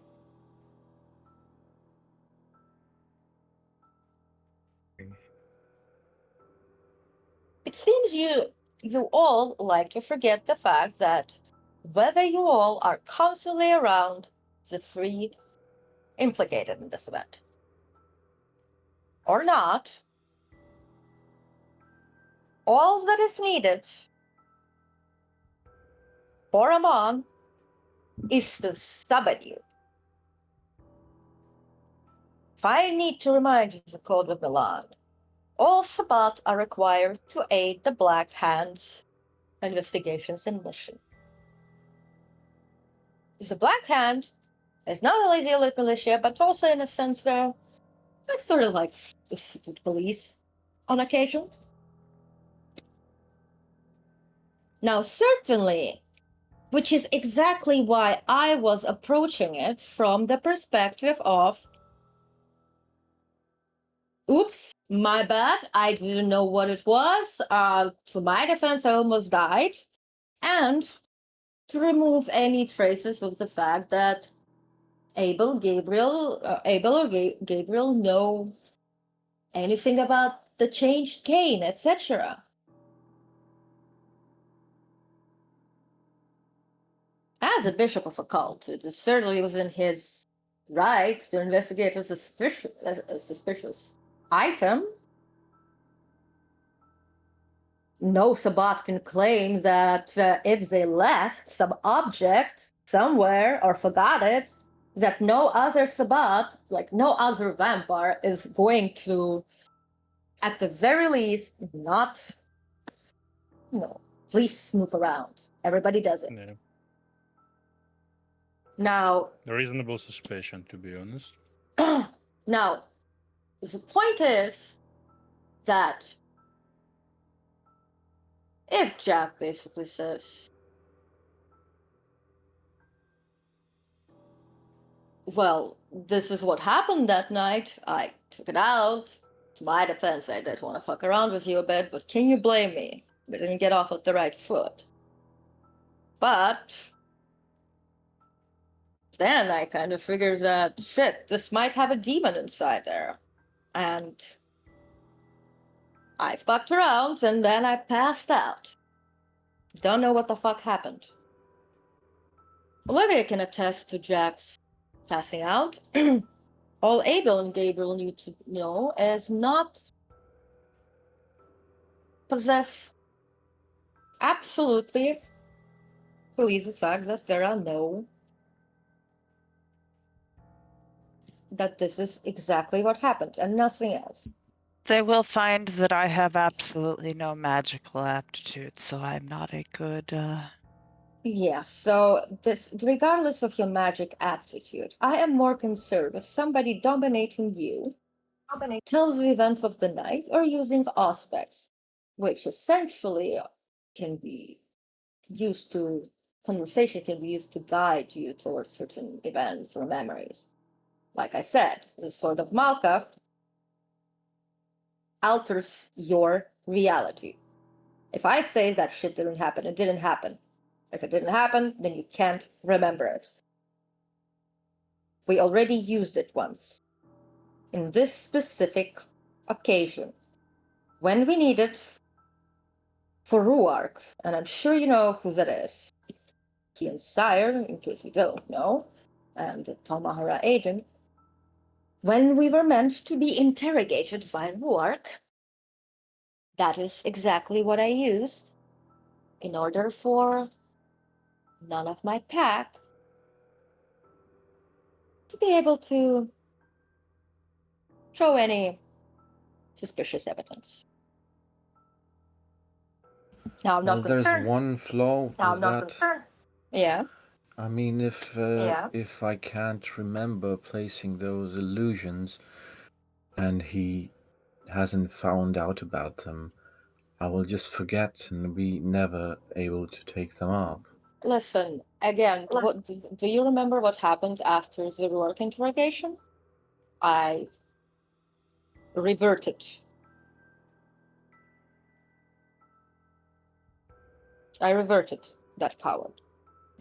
I would have preferred if you didn't.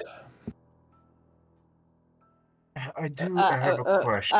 Wait, Abel, did you just say that you'd prefer me to change your reality, that you never did that, so that you forget about that Cain entirely?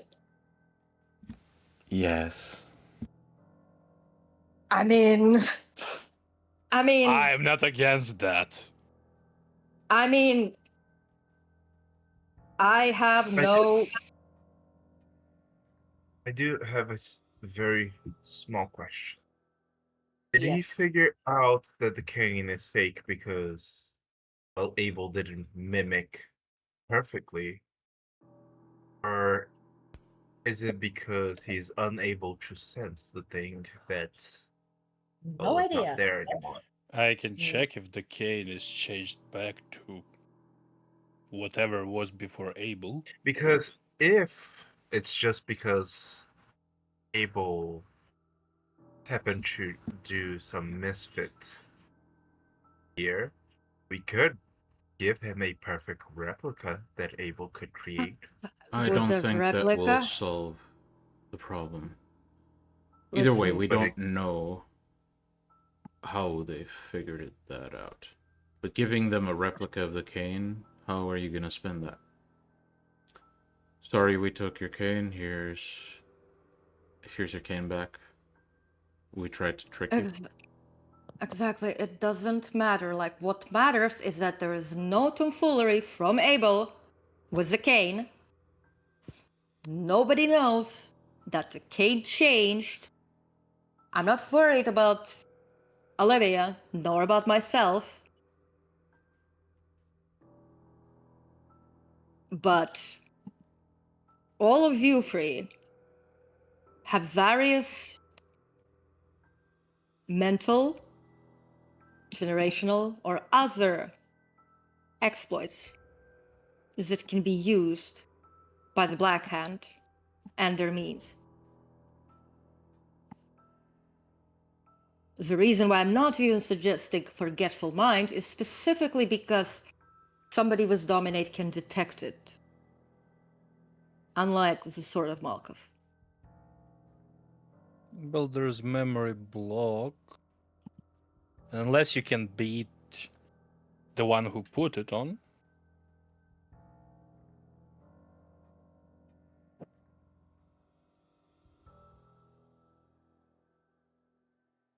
Mm.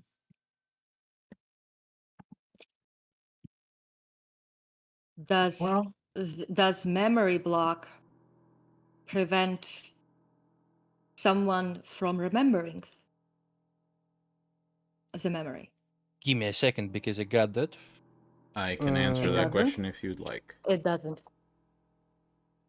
It basically, so using Dominate, you can change or wipe a memory, and the person, if you wipe the memory, the person will fill in with some rationalization.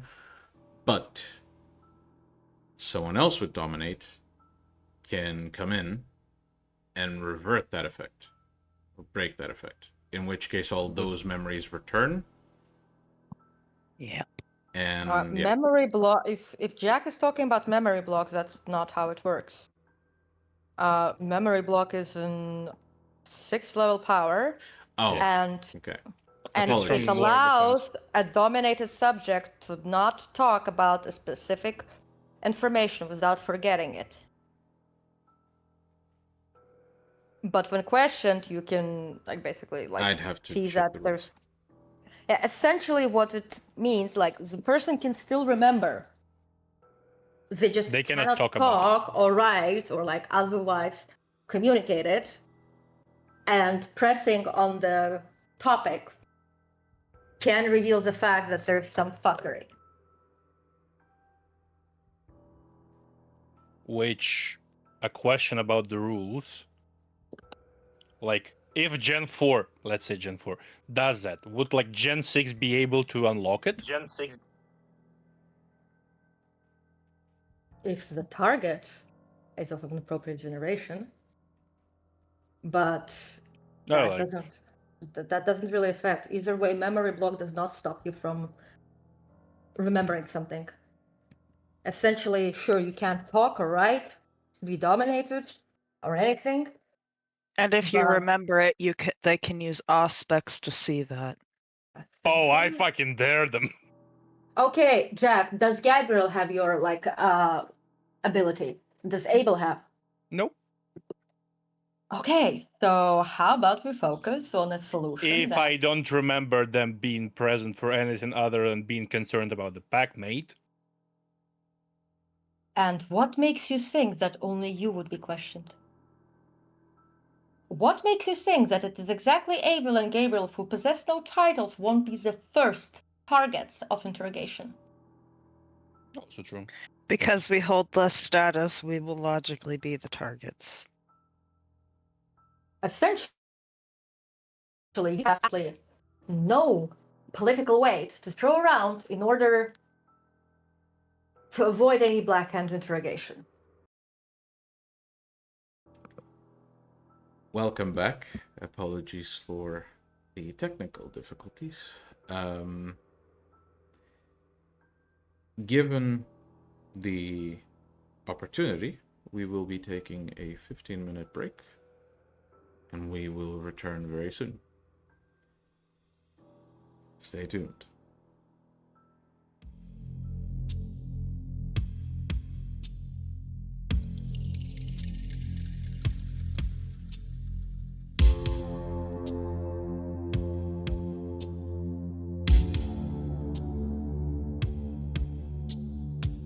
So, as the group continues their discussion, their quite heated discussion about what to do regarding this whole situation, Olivia seems a bit out of focus for a moment. Almost like they're looking into the infinite.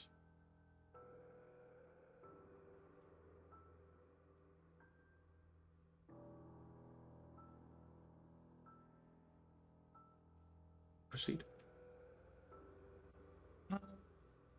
After this discussion goes on for a while, right? Yeah. There's this, right. I'm gonna go try out a new ability of mine. I see that you have everything under control, Iris. Not really. Well, for the time being. I have something else to do that requires more of my attention, but if you do need me, well, you can just call me up. For now, I must take my leave, unfortunately. And Jasper, not even waiting for an answer, already is starting to walk out of the library. Iris sits down on the sofa and concentrates on her new ability. All right. So, pay costs, roll dice, whatever you need to do. I've yet to read the rules myself, so I haven't memorized. there's none. Okay. So, as you focus, to the rest of you, Iris almost looks like she disassociates a bit. She looks around. She behaves as if she's fine,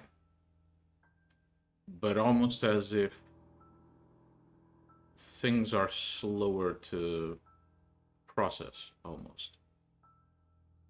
By the way, Iris. I would want to be using perception shift with it. Okay. So perception shift, I believe we agreed you spend a blood point, yeah? Mm-hmm. Okay. All right. So, Iris, here's what happens. As you look around, you focus, essentially allowing your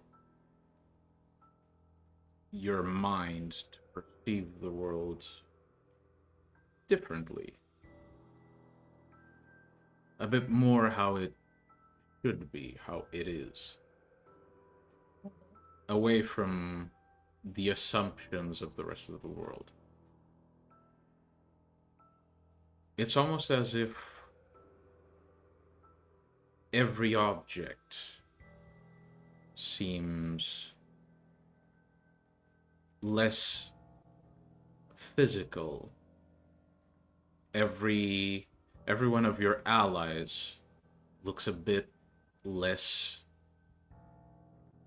like an individual, and at the same time, so much more like one.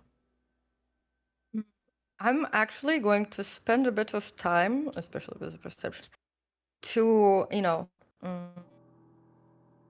basically perceive them, because given what I feel like how the discipline works, I will be needing to like navigate back. So understanding how they basically resonate, fractalize, etc. within the state would potentially help me to, like find the red thread back into a normal state. All right.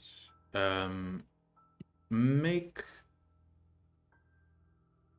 this is for something connected to the power, but not the power itself. Make a quick intelligence and, let's say, occult. Does divination apply? No. Not yet. Foresight? Yes.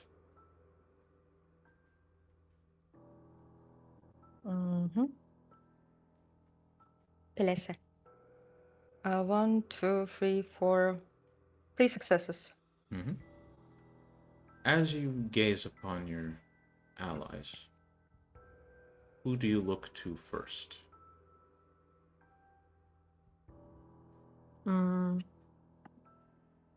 Well, I look probably to Olivia. As you look to Olivia, despite the size of Olivia, she's not exactly... Olivia's current form isn't exactly tall. When you look upon Olivia, you see strands, wires, connecting Olivia to essentially everything. Allies, the environment.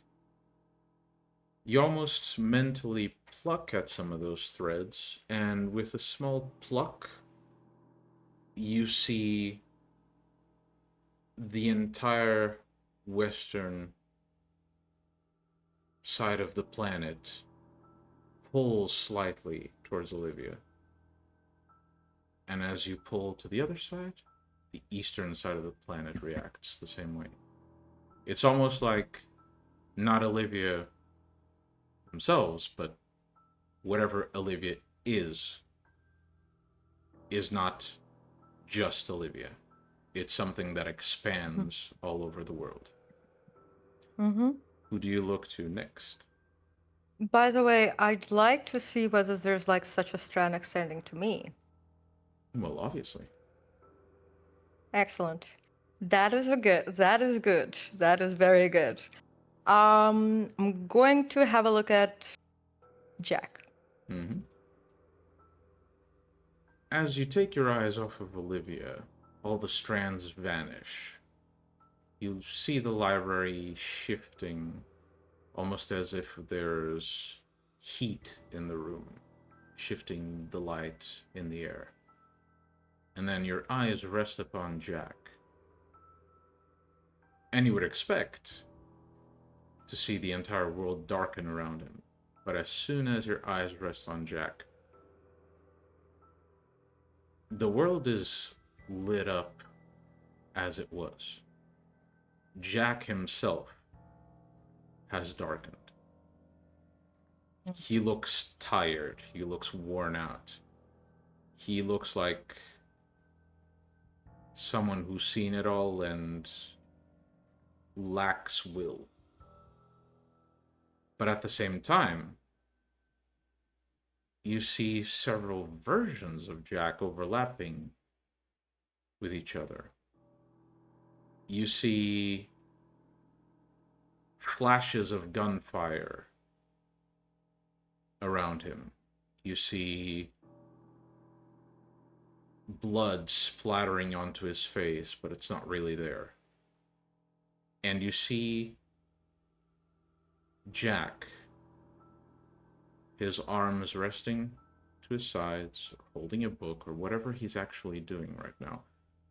And the hand he doesn't notice he has, off to the side where he doesn't actually see it, shaking hands with a shadow near him.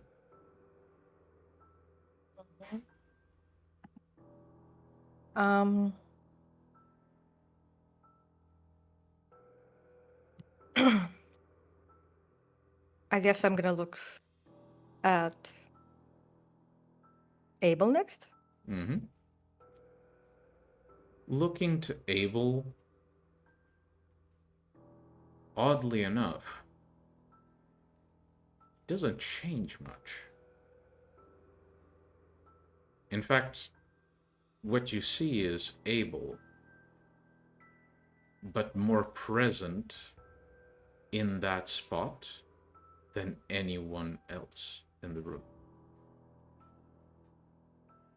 It's almost as if there's something of him present on some other side. Not the Shadowlands, not the Umbra, something else. And as you observe him, another thing you spot is this odd reflection of light illuminating him. You understand that in reality, he just has the lights of the library shining upon him. But you can see feathers, almost the shape of feathers, almost filtering the light that shines on it. And as the feathers flap, they turn into leathery wings and then back to feathers.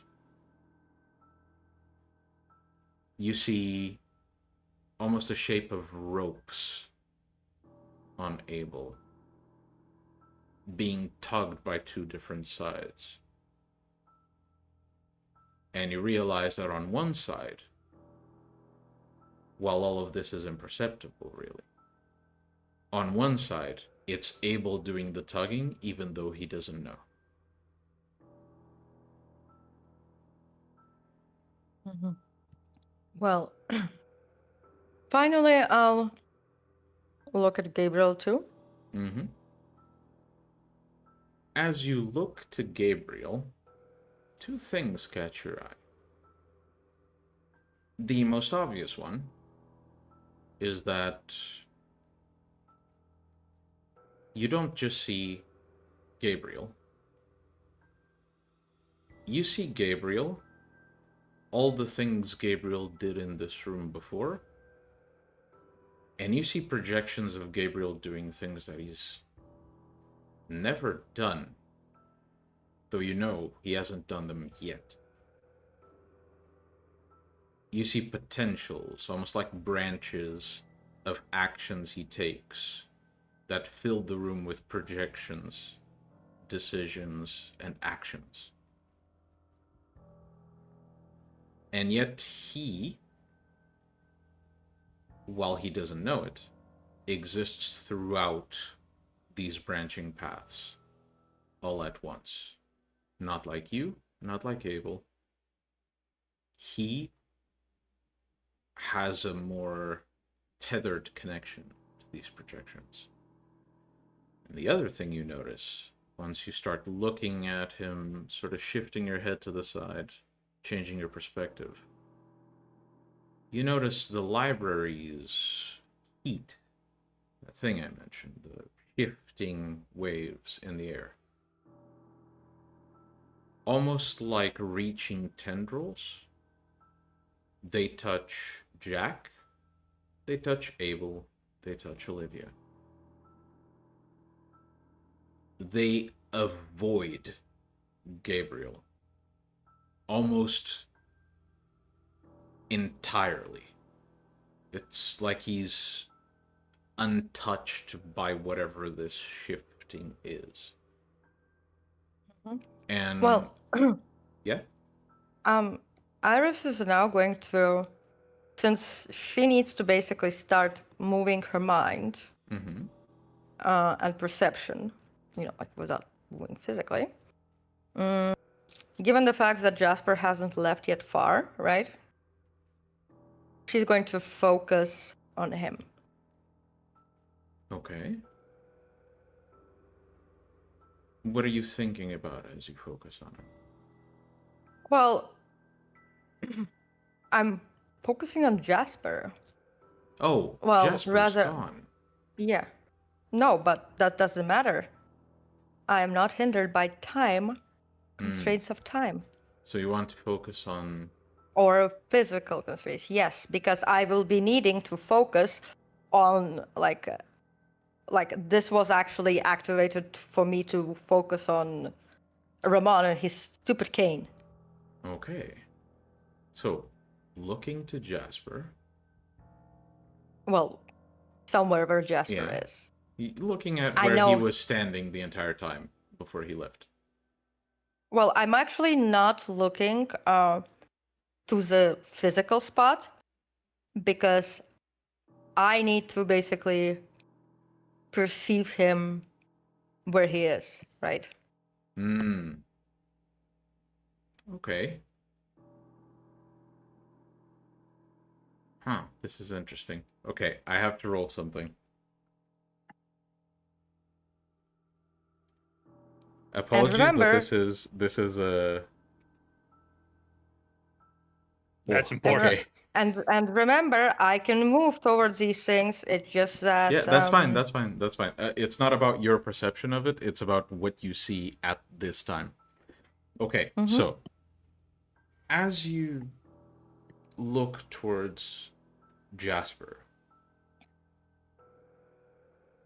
well, concentrate. first of all, on Jasper. you realize in which direction he is. He seems to be traveling. You see the same strings Olivia had connected to them. In fact, you see a very shiny, a very glistening string tying Jasper to Olivia. Excuse me? But you see something else connecting them, and specifically connecting to Jasper. It is really difficult to wrap your mind around it. It's almost like it's... I know. I don't need to wrap my mind around it. Let me finish. So it's really difficult to perceive what it is. Like wrapping your head around it is like deciphering what the hell this is takes actual effort despite what you're doing. You eventually understand that whatever Jasper is dragging behind him latched onto him with an iron grip. It's not something Jasper is dragging with him. It's something that's pushing Jasper towards where he's going. Eh?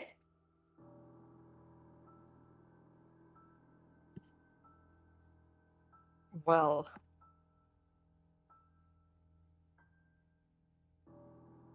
what is this? It seems to be the same thread that connects Olivia to Jasper, and both of them to basically everything. Though this one seems more full of intent. And as you observe Jasper, he seems to be moving towards something. an incredibly large, incredibly tall tower no one can see. A tower that doesn't exist, really.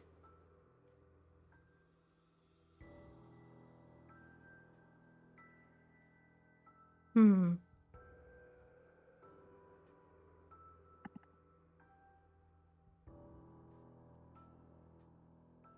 Mm.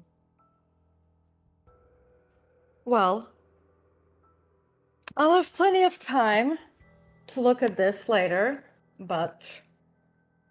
And although I'm really tempted, but given our age and involvements, allegiances, and patrons, the amount of freaking secrets I can spend my time digging up and be like, ooh, what is this? Ooh, what is this? It can go on forever. So Iris is basically going to just like compose herself. Mm-hmm. And now that she has, you know, like, let her perception follow Jasper, she is going to concentrate on the investigation of Ramon and whatever culprit he's looking for. And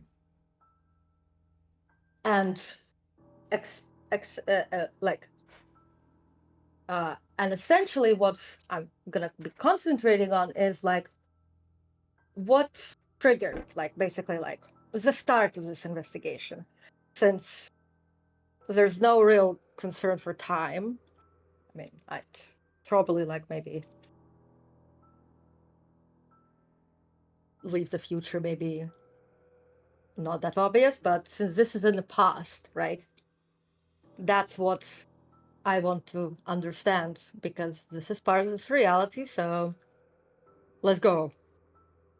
So, to the rest of you, basically what's happened until now, by the way, I will answer this, Iris, just for the context of everyone around you.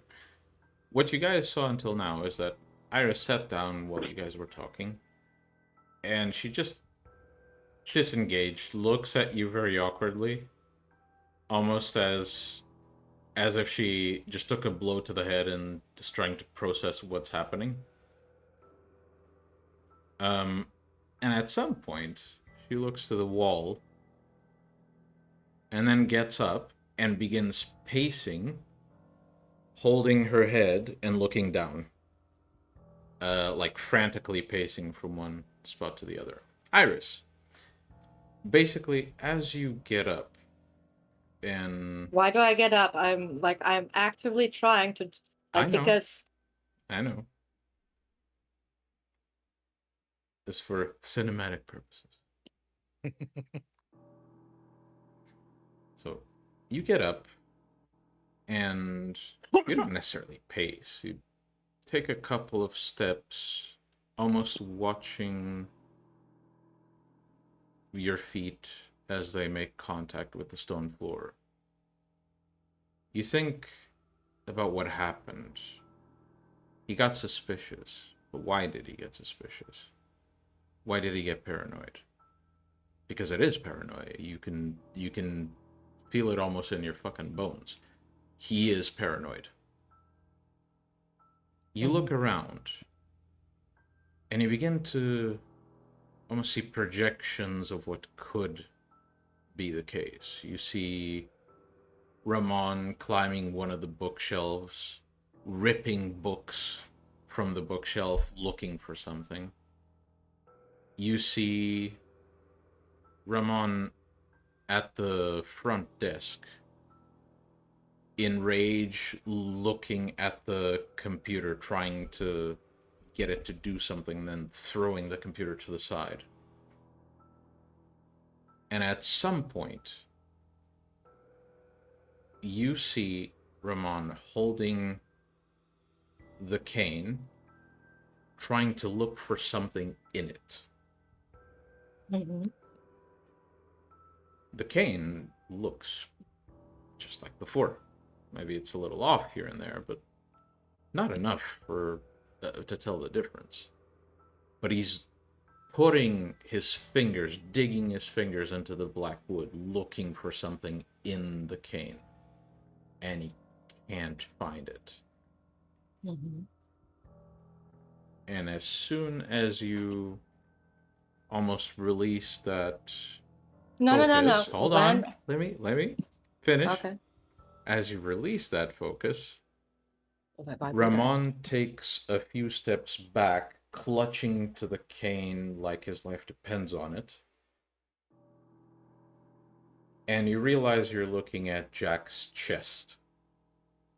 For the outside, Iris paced really frantically and then went up to Jack and just stared at him really intensely. Anyway, that is all understandable, but basically, I need to see like how his search went on from that moment forward. Actually, before we do that, since we're right here and he's really concerned about this relic, the Zibit's Elder did mention 2 other relics. Mm-hmm. The threats towards those relics, through him, his mind, his memories, his attachment, are probably somewhere around here, so... And I think that the Elder mentioned, like, did he mention the type of items they are? I think he mentioned the ring. I don't believe he mentioned he did mention a ring. Mm-hmm. No, the rings were the gift he gave you. No, I he think didn't mention any specific items. He just said to be fucking careful. Okay, well, items that are similar to this relic that Ramon values. Essentially, show me. Yeah. So you see traces of something. Just one moment. Something in PMs.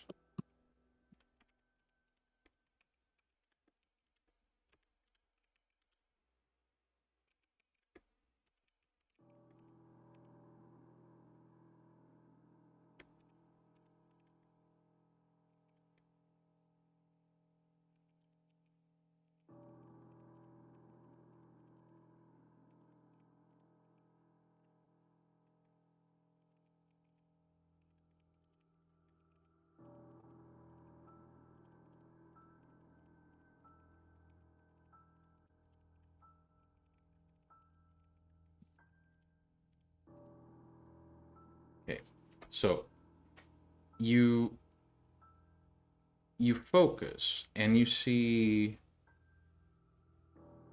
Ramon still clutching the cane. And as he realizes it's not there, he seems to gesture and shout at some entities around him. And 4 shadows appear from behind him and begin scouring the library and all of Santa Monica. As they do, he seems to run up to the corner of the library and sit in the corner. Almost, he's like swinging, holding something close to his chest. He opens his hand, and you see he's wearing what looks like a very weathered leather glove. It has something in it. Something from beyond. Mm-hmm. Almost as big as those red threads, but different. Not here, but also here. And on that glove, he has a ring Is it the ring or the glove? It is both. Or is it both? Oh. However, as you look to the ring, you realize it's not there. It's in that direction. You focus on that direction. It's almost like the Earth's shape folds to allow you to see what is there. And you see on top of a cathedral in Spain, right on the cross at the tippy top of that cathedral, you see the structure the cross is built into has the ring hidden in it.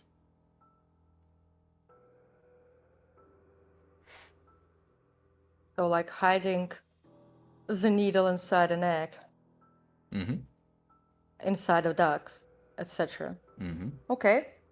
Well, now that got to that, what I want to see is, since he sent his 4 shadows and all of that to basically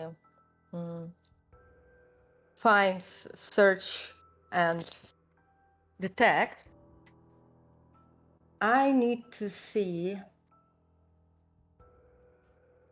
how far, what have they basically, where have they been, what have they found, etc. And I'm definitely like, if need be, I'm going to use another perception shift so that, you know, maybe Slow down the time squared. no, not to slow down the time. Instead, like be able to, you know, like accelerate. Because this is in the mind, So, and if my perception is faster, then I can. This is a mechanical thing. Does this vision allow you to see things that about does it allow you to see things about things you don't even know exist? Yes. As in, you're Yes. looking for what the shadows are looking into. If Well, you no, don't know I know. something... No, I know that these 4 shadows are essentially those 4 like Lazon, I know, right? but it's something different. It's about what one of the shadows is doing. Actually, 0 limitations. Zero limitations? Like, okay. Fucking hell. Like, it just said, here's the thing, it just said if it, for example, shifts into, like, I don't know, like, the spirit wild or shit, something like that, right? That adds a difficulty, like, basically on coming back and navigation back. And, because, you know, like, the search, right, that is relevant to us, right, would be limited to this realm, in essence, at the very basics, right? If it feels like, you know, like I will need to like basically like slip into, I don't know, the abyss or like the Shadowlands, or like basically increase the difficulty or like and all of that, I'm going to restrain from that because, you know, I still need to at least once come back from this to like know what's up. Okay. I think I have the answer I need. I think. So, there are 4 shadows. One of them is familiar to you. It's one you've seen as like an active participant within the domain. You see the nun,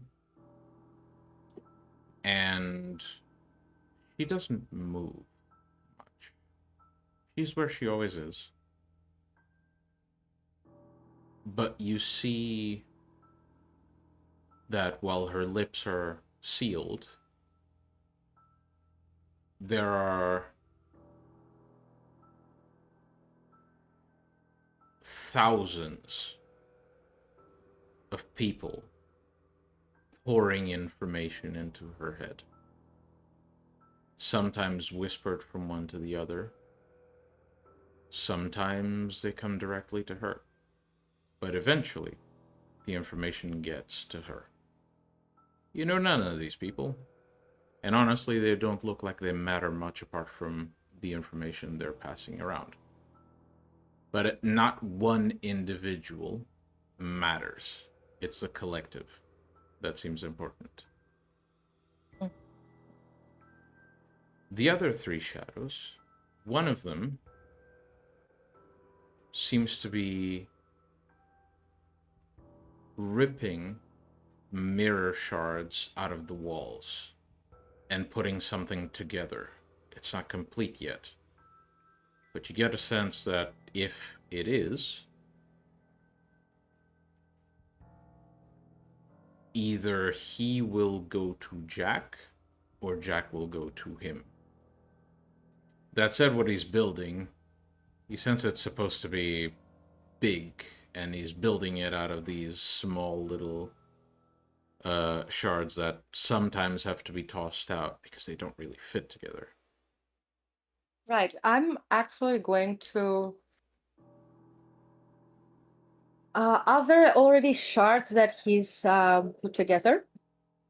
There are some, but he has covered about the size of a pinky finger, where what he needs to build is the size of Santa Monica.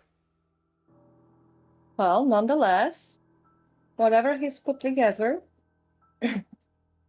if my hunch is right,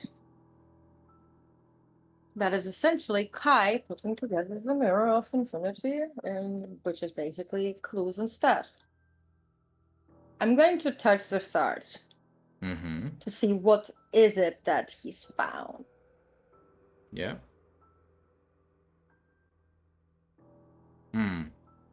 So, touching the shards, you see that although he hasn't interacted with this knowledge, although he doesn't know it, this is the shadow of knowledge. This is a suspicion that something is there that he needs to investigate. What is it that he needs to investigate? The shape of the mirror looks like waves in the ocean.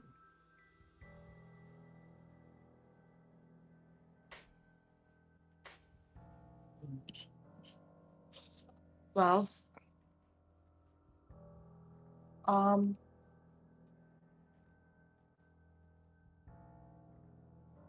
next shadow. For the last two shadows, one of them seems to constantly follow the other, almost looking to it with not exactly suspicion, but alertness, making sure it's vigilant for whatever this shadow does. The shadow this one is following is instead avoiding looking at any other shadows. Instead, it's trying to find something old. You see thorns as the shape he's looking at. Thorns, a razor, blood splattered on the wall. Old, stale, coagulated blood. It's an old rivalry. And the shape of that rivalry was before somewhere far in Eastern Europe. But he's realized it's not there anymore.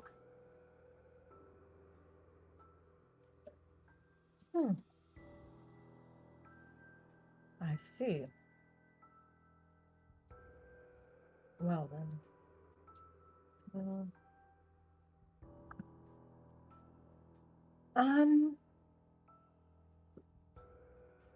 I'm going to going back to the nun. Mm-hmm.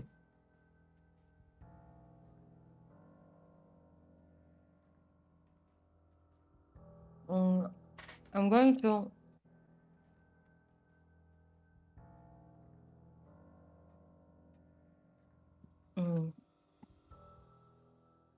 Well, actually, I'm gonna go back to Ramon because I personally don't know in which past moment or like sense I'm, observing this, right? This could have been very soon after like Ramon started looking for it, etc. So I'm not entirely sure on like where it is in relation, but I'm sure they report to Ramon clues, findings, etc. So, because this is the Black Hand, and essentially they're utterly his soldiers with no names or like, and all that, right? So, I want to basically focus back on Ramon and basically move the tapestry to see if I can find any recourse, like report.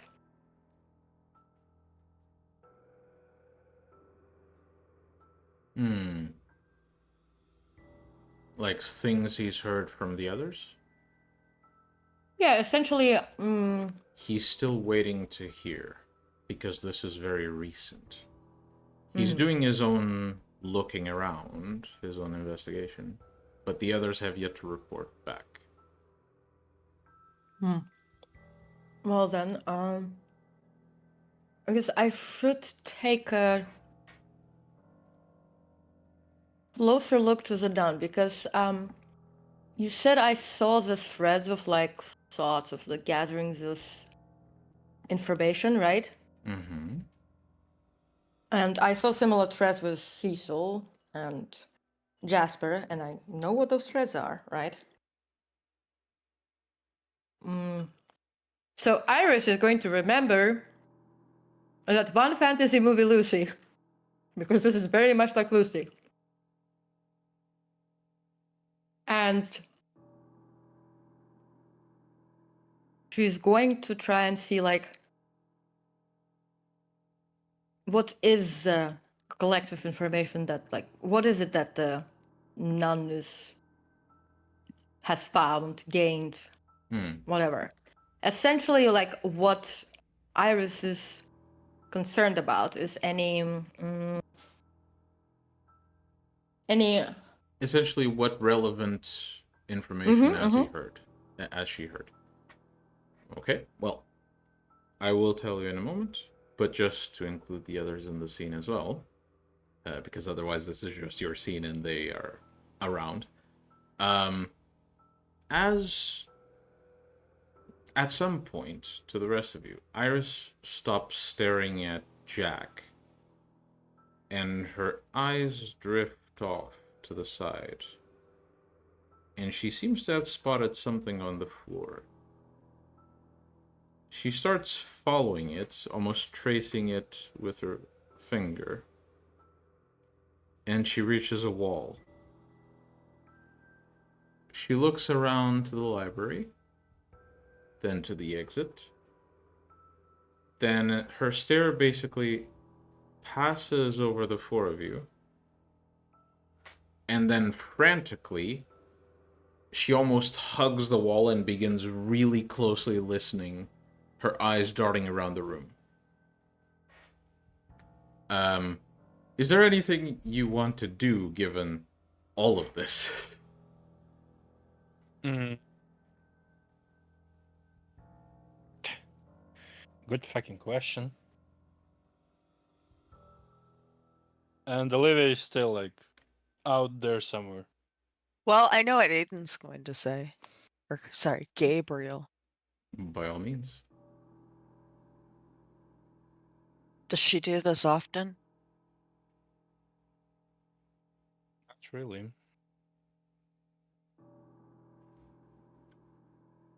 Olivia looks like there's sort of a trance, like staring into the infinite.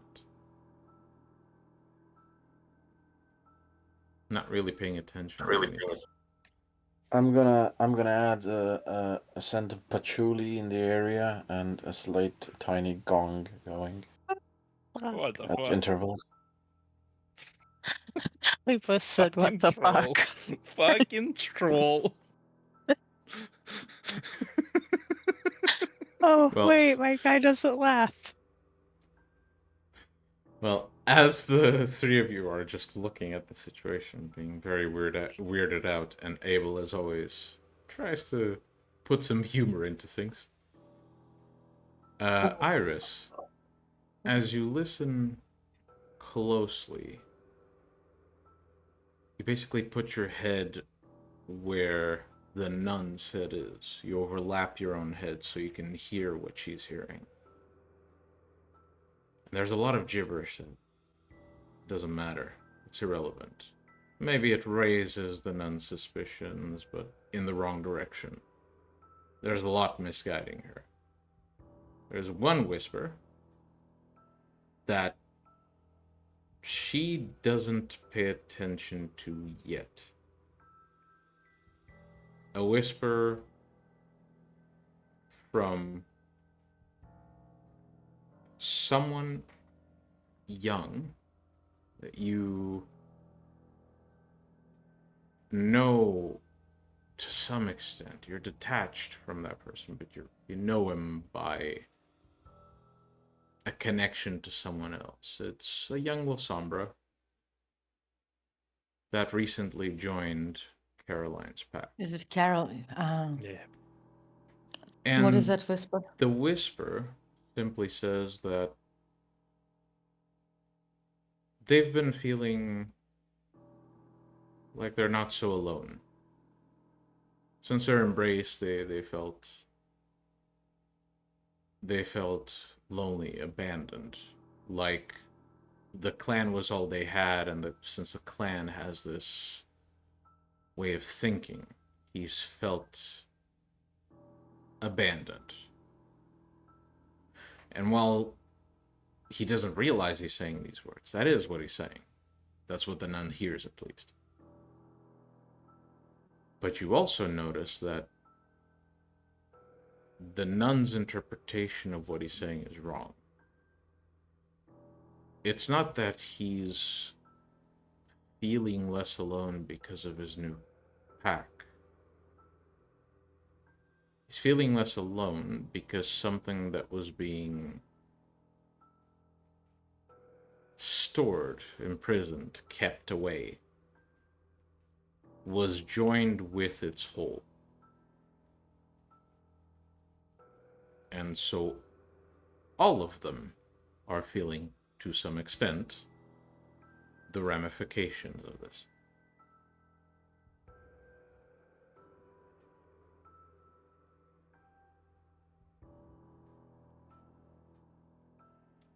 The nun doesn't hear that, but it is a thread there.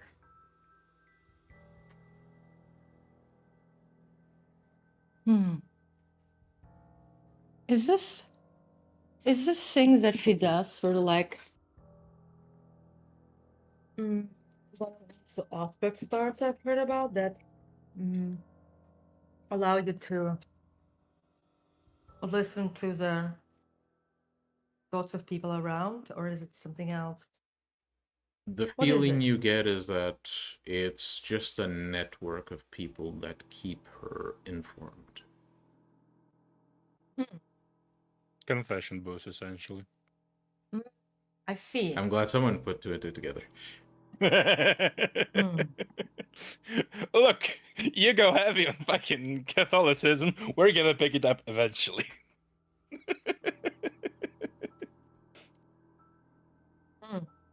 Well, okay. That's one strand. What was that one with the mirror thing? Well, that I just forgot. seems to be like he's pulling information here and there, trying to put something together. But he's far from completing it. It's gonna take a while. Unless, of course, he finds a bigger shard to add to the collection. Well, I'm going to have a look around because I see the shards. He doesn't. So I'm going to try and see. There are whether large shards around the city. They're hard to find, and he's looking nowhere near them right now. But there are some. Within his vicinity, do I feel the presence of any shard that is relevant? Nah. Something he may have. Okay. I mean, eventually he's going to run out of shards here and have to look elsewhere. Then he might come across some of the bigger ones. But around him, there's nothing he can grab. Miguel, quick Well, message in DMs.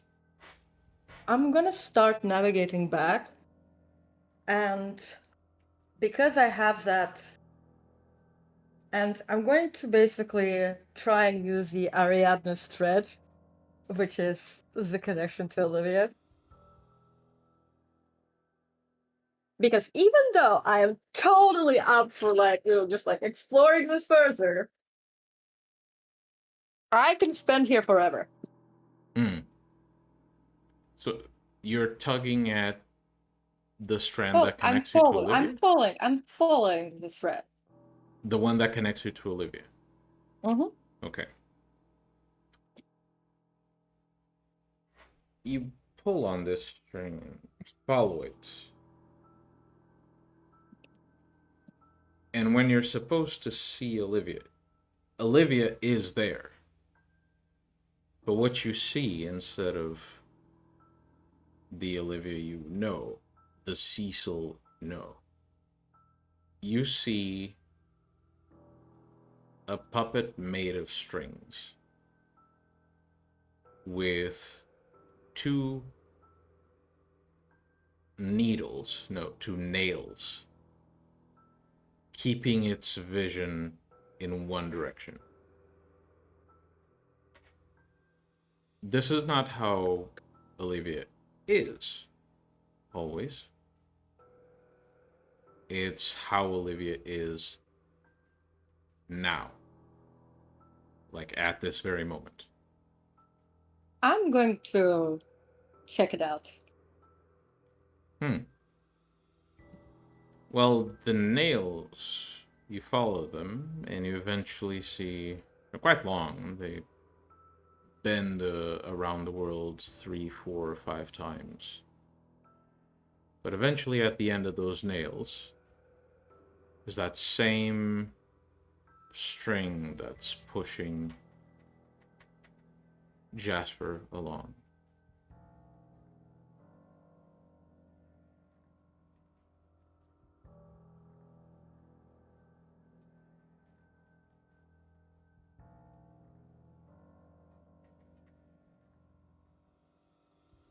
But why does Olivia, I want to understand why Olivia, earlier I looked at her and she looked different, right? Now I looked and she looked like that. So I want to understand what is the shift?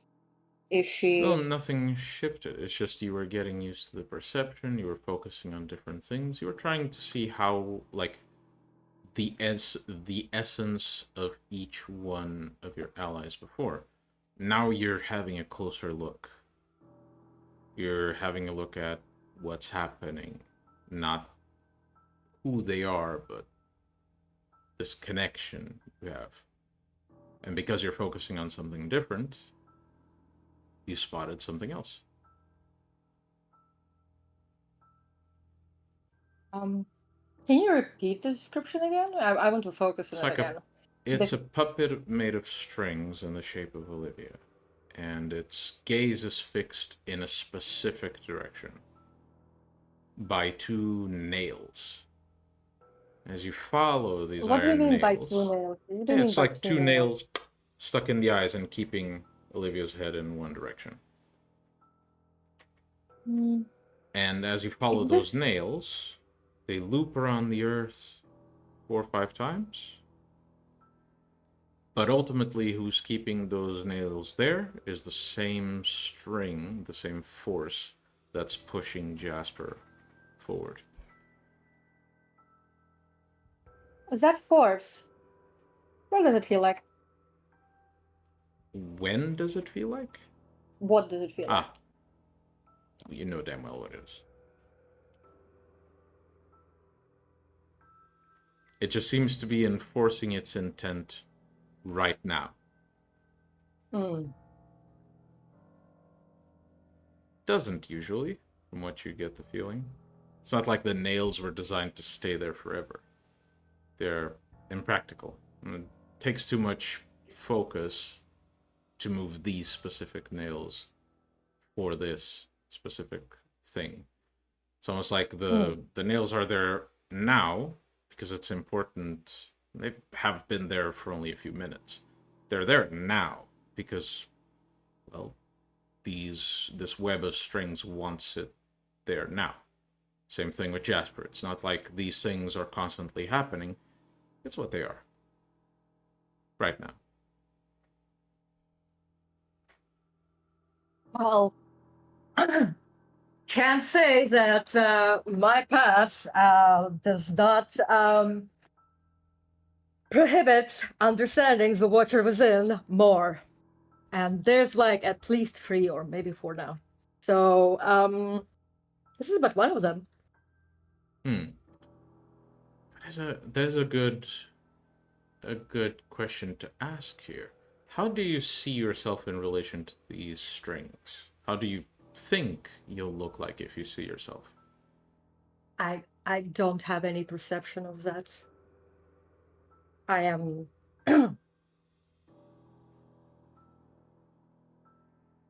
because that would require me to tie myself to a specific, like self-image. But what do you think your relation is with this gigantic web of red strings? Well, I think because of the number of mega watchers that to which I've inadvertently, accidentally, or on purpose formed connections, right? It sort of would be like maybe it would be like like also strings, but because there's like all those like like different different patrons. Mm-hmm. It grants more I don't know, maybe agency.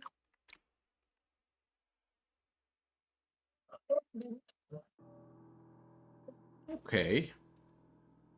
Well, So I'm still connected to them, but because that is not the like I don't have only like the eldest string, right, or the Malka strings, right, or Teliavelis like strings. yeah. I'd imagine that too those many lines basically. factors to have a Yeah, specific... I'd imagine basically it forms like a web, which I can like move about, because at the end of the day, since the total number of all those forces probably like nullify each other, I remain with whatever force I exert and move like more or less. Okay. Well, As you explore this, I'm gonna need everyone else to make a perception awareness roll. Mm-hmm. Iris will just see it, but it'll be very puzzling. Perception.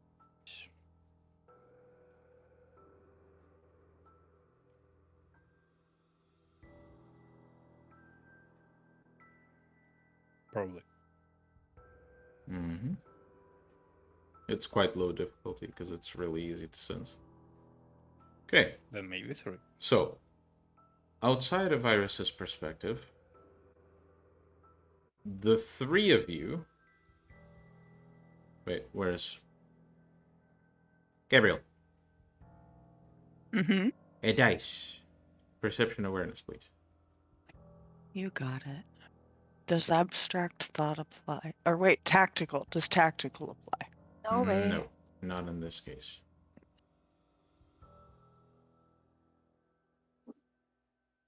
Well, it could be worse. She says, as she rolls an 8 and a 10. So, I said it and then hit enter. so, the 3 of you, as Iris is doing these, what in the future will be known as like an uncut Malkavian moment. As you're trying to like not be weirded out and failing, you start sensing something, like a building wave of something.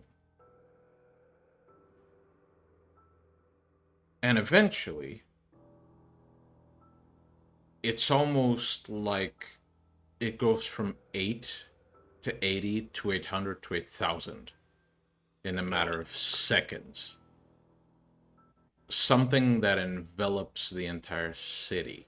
Hell, might even envelop the entire country. It's this burst of something. And it has a direction.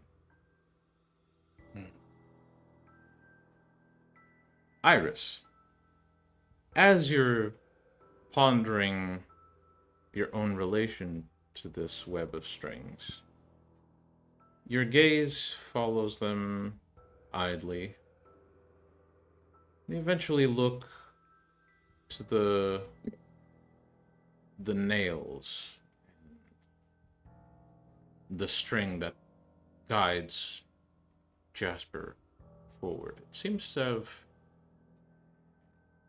placed Jasper in the place it wanted him. And as you see this, you look in that direction. You think you recognize the place. Seems to be a forest with an old, dilapidated building under which Cecil's former project and Jasper's new project rests. And while you're calm, you jolt back in surprise as you see in the distance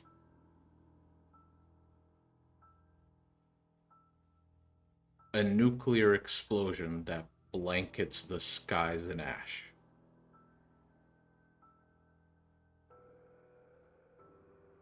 Fuck.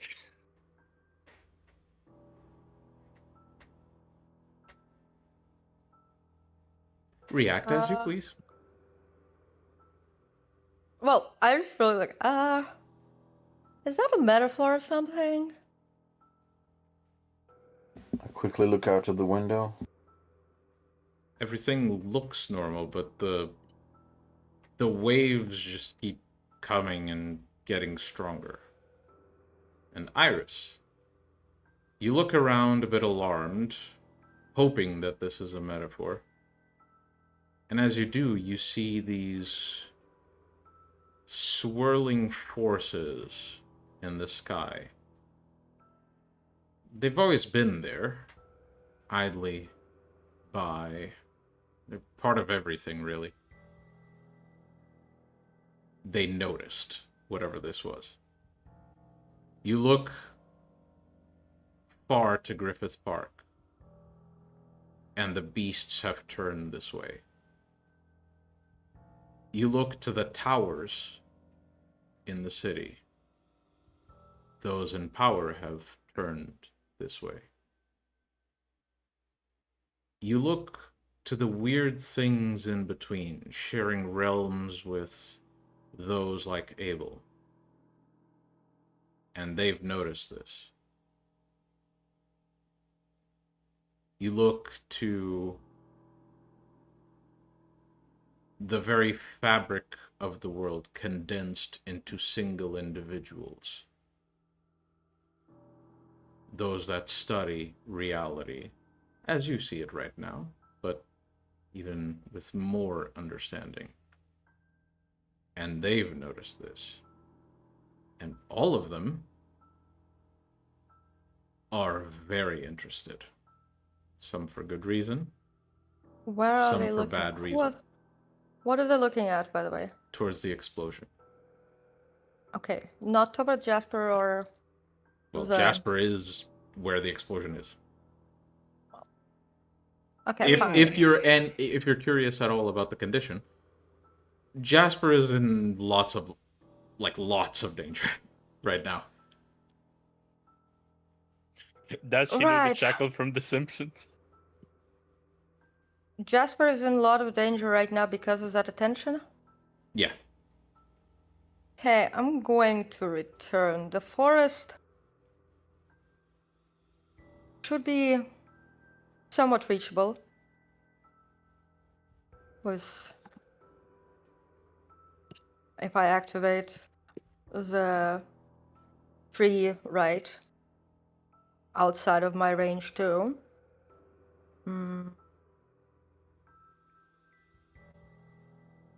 But I also, first I'm actually going to see whether that nuclear explosion is an actual nuclear explosion. Well, it doesn't seem to be visible. I mean, you look the mortals, the mundane around the world, none of them seem to bat an eye. Well, Jasper, it's your lucky day. I have an 8 towards you, so I'm going to navigate back again, following the thread. And when I manage to return, I'm going to look towards Olivia. See whether it's still the same for her. Olivia has been released from whatever those nails were. Right, so and is now very hurriedly, and if any of you look around the room, despite this increasing mounting force, if any of you look around the room, you eventually notice that Olivia snaps out of the condition they were in and sprints towards the nearest window. I think I'm gonna follow Olivia. Do I see? do I see Olivia traveling as wind? Not right now, but you can tell there's flight coming. Oh, well, I just want to see where she's moving, whether she's basically moving towards the Jasper. Explosion. Yeah, towards Jasper. Okay, I'm just going to follow that, just for recon. So just follow with your gaze, or actually follow with my gaze, because if I slip out of this phase, right, I won't be able to see that far. Yeah, that's fine. Well, as you try to follow the intention, the objective. At least the knowledge. The reason for this urgency. There is a world-shifting event happening, and it will go very, very badly if it's not done correctly. And something went wrong, completely outside of anyone's control. It's just the fabric of the universe was not meant to handle shit like this. So something needs to power it up, basically. Okay, do I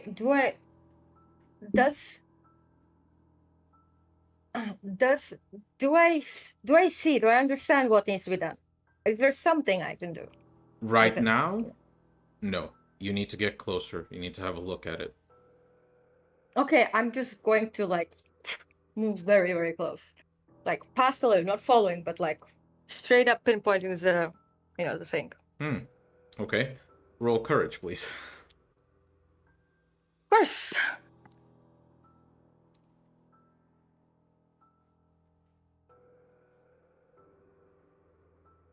One, two, three, four.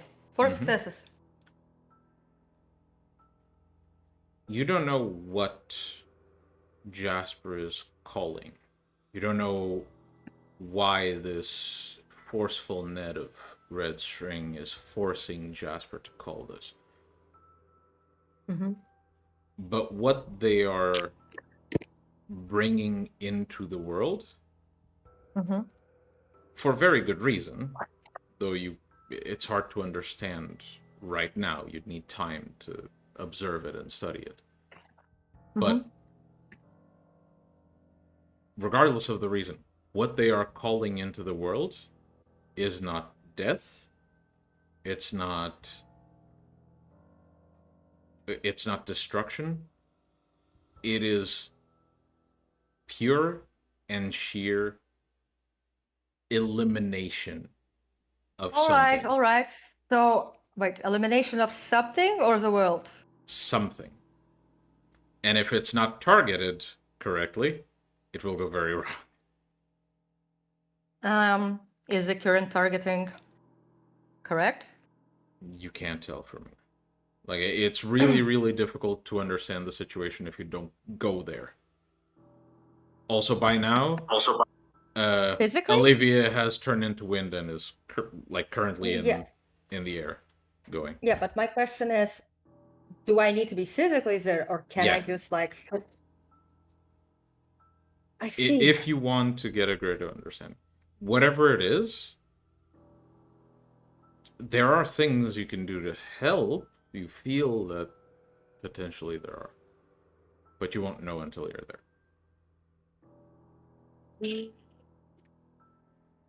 Right. I guess I need to shift back to my body, and I don't know. I need to shift back to my body and then use the tree jumping to basically get there. Okay, let's try and get back to your body then.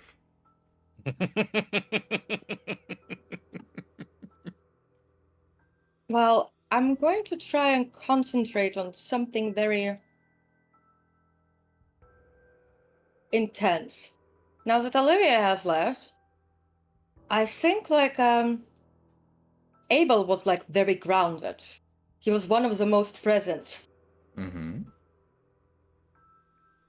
And he had all that other thing. So I'm gonna concentrate on Abel. There's also that smell of patchouli. You still doing gongs? Yes. Yeah, so there's that. Right. Does it require a roll for you to come back, or No, it requires just the connection? the ability to navigate the tapestry, essentially. Okay. You're going to succeed, but just to decide how long it takes, Roll wits and awareness. Pelese. 1, 2, 3, 4. You manage to almost ground yourself. It's a bit hard. You almost see yourself from the outside of your body. But you eventually How do I look? manage to... How do I look? How do I look? Well, if you want to explore that, we can delay your return. Oh, just a quick look. Come on. We can Just delay your glance. return. Or you can do this later. Your ass over here, boy. Actually, no. I'm not gonna look at myself because that might be just like one, like, little fragment, etc. And I should not confine myself to a single form or like, like something like that. So no. Okay. So you're gonna I'm a manage to return. manifestation of gnosis. Not. You're going to What is manage... Iris actually? So you're gonna manage to return. However, from the outside, you guys, going back to when this feeling started happening, what you see is that Iris seems to be looking around a bit disoriented. And as soon as this wave hits you, Iris looks towards the direction from which you felt the wave, and then begins screaming horrified at it and crawling away, hair disheveled and just in sheer horror at what she's looking at. She just crawls away as much as possible. And then starts holding her head and breathing. Hold on, let me finish. Don't interrupt. Storytelling. So she holds her head, begins catching her breath with her eyes frozen on what she's looking at. And then she closes her eyes and starts looking around. And then slowly looks to Abel. And it's like something in her eyes stops being so glazed over. She almost becomes aware of her condition. Iris, you basically open up your eyes and you're sitting on the ground with your hands here, but you're not really certain why. Iris, yeah. what did you do? Yeah, all of us are definitely staring at you. Yeah, I that don't doesn't. think she did anything. Okay, first of all, that doesn't fucking matter. Like, you don't know how divination works. Second, I need to go. Third, I got some clues, but on that later. Jasper's in danger. That's potentially. Where? Are we all going? I don't know. It would probably be best if we did. Worst case, we'll be told not to go there. Who will tell you? Probably you, once you're there. Again, you're going to be traveling too slow. And Iris basically just leaps outside and... Question. Mm-hmm. I need everyone to tell me what your vinculum scores are to Jasper. Mine is 8. Oh no. And 10 to Olivia, so... It's pretty low. Mine mine is... is 7. Wait, I don't have one to him? Oh, he hasn't been in a Voldry with you yet, so... No, I don't have one. You're losing the chance in the real time right now. Abel? I know. 7. 7. Okay. Oh. Iris and Abel, you begin to feel this anxiety. I have 7 too. Building up. Oh, I thought yours was pretty low. No, I also thought so, but yeah, it's 7. Oh, yeah. So the three of you start feeling a bit anxious about the situation. Yeah. I'm going to basically, because of already what I've seen, and because it's going to take time and they're going to ask questions, I don't have time for questions. Just tell us I do where. not have time for questions. Again, I don't know whether it is a good idea for you guys to go to the cathedral, which Iris is not telling you. But essentially, this is some cultic shit. So like, Go. no, she doesn't tell you. She already goes. That's what I was trying earlier to say. That Iris just like uses, like her But we did all quickness and perceive something from that direction. Oh yeah, absolutely. Yeah. We can just go by feeling like stop some distance away if we're like not welcome. No, you can accurately follow it. It's not as accurately as Iris, like you don't know where it is, but you know it's that direction specifically. So you can Is that follow the this. forest I helped make protected? Yes. Fuck. So I'm good. I may not have a connection, but I'm gonna follow along and hop in the car with these guys. I'm not gonna get into the car. And I flick out my angelic wings. Mm-hmm. Yep. So Gabriel, without any warning, Abel just Pops it to stretching his back a bit. He opens these huge black wings, flaps them once, and flies into the air. Well, he could By have the way- given me a ride. by the way, mind you, Iris is using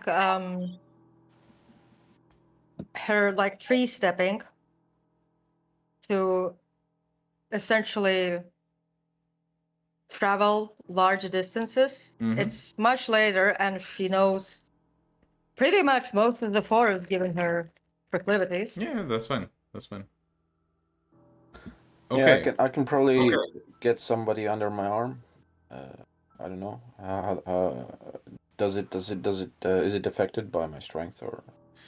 Well, let's use flight rules from the gargoyle. Telling you how much you can fly, like how much weight you can lift. Yeah, exactly. Yeah, it does. And it tells you speeds as well. Yeah. And what kind of flight.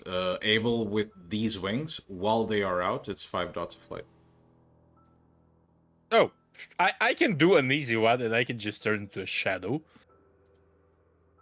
Meanwhile, Gabriel is just like fucking Travolta, like.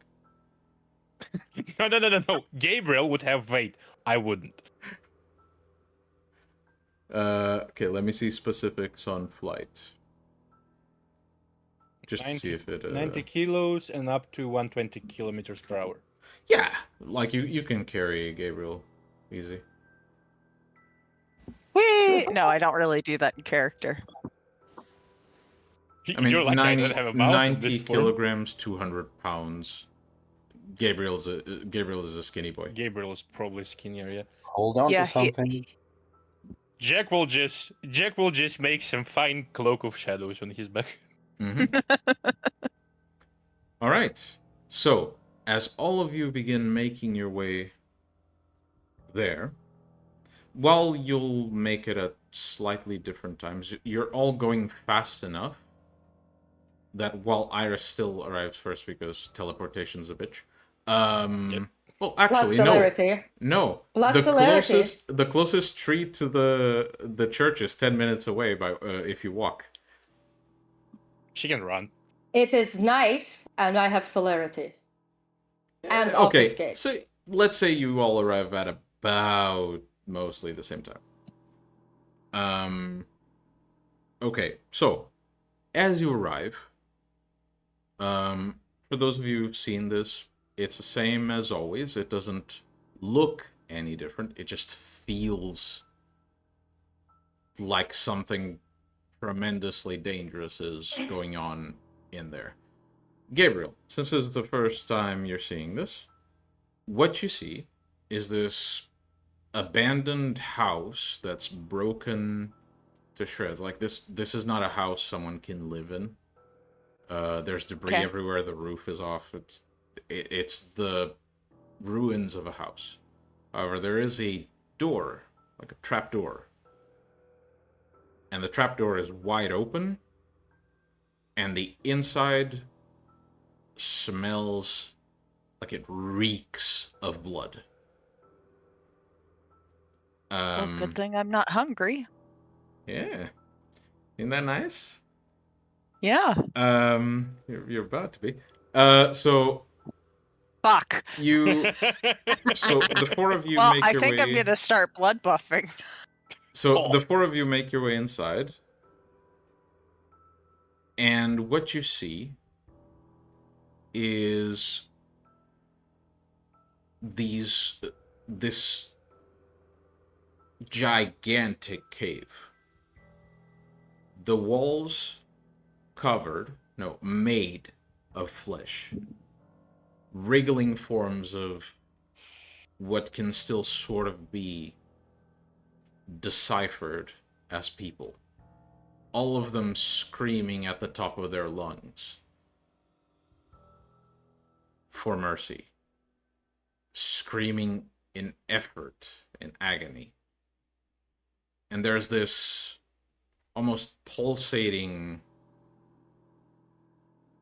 shimmer that echoes throughout the entire cave. And right at the center, right at the depths of that cave, you see this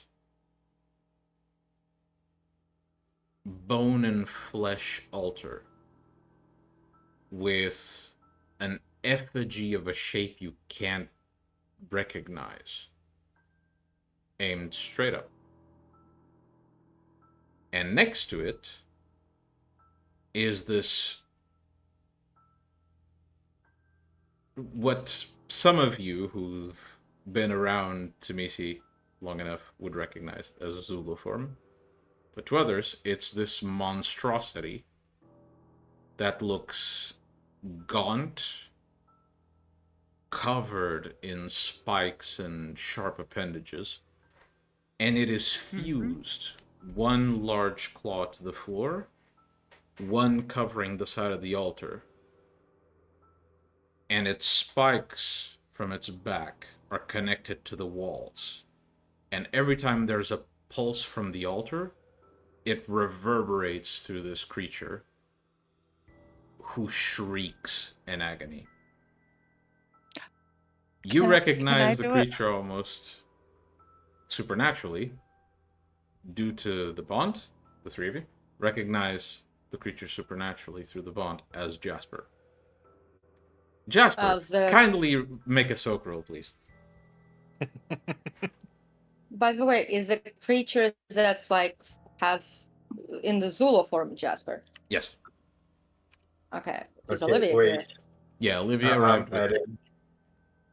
Okay, I'm adding up all the dice. Okay. This is going to incrementally increase in damage, so let's see if this goes well.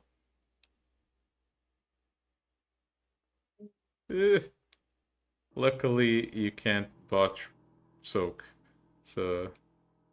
It's not successes, though. 1, 2... It's 5, at least. Okay. So you withstand it, but you feel your bones tensing up from the pressure, your flesh heating up from the energy that's pulsing through you. Gabriel, you wanted to do something.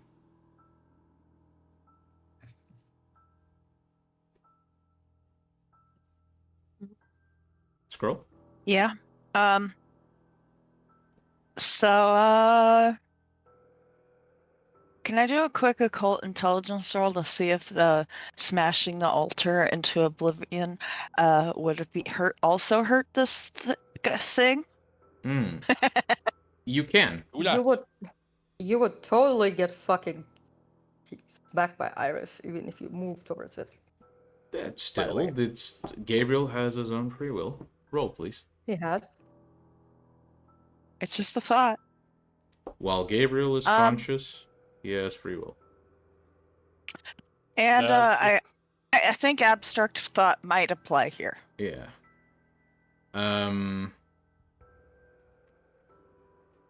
Okay. Yeah, that's enough. Just from looking at the situation and knowing about how the fiends are like rumored to operate,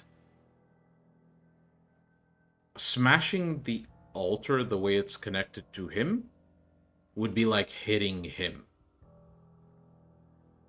Awesome. Love that. So you'd She basically said be breaking sarcastically. his fucking arms, and expecting that shit to help. I turn to Olivia and I say, I've gained something akin to true sight. If this misses, even the planet can be destroyed. Olivia looks panicked, darting her attention around, trying to find out a way to... Look. Oh, since she mentioned the whole planet might go fucked up, I'ma just listen to my heart really intensely for a moment. Shrieking. Anyway, Fuck! Listen, I'm going to look to Olivia. Listen, while in that state, I understood that if I enter it again here, I can figure out how to make sure this doesn't fuck up. Olivia doesn't even let you finish. She just turn to you and say, just do it. Okay, thing is, I don't know if you'll be able to see what I see. Can I slow time down around that thing to like stop him being hurt? Okay, I'm gonna do it, but Olivia, you must you're the elder for both of you.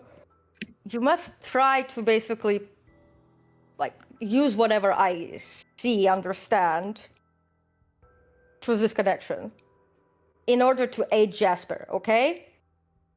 And I'm gonna basically enter Melange, knowing full well that this can be very fucking scary right now. Okay.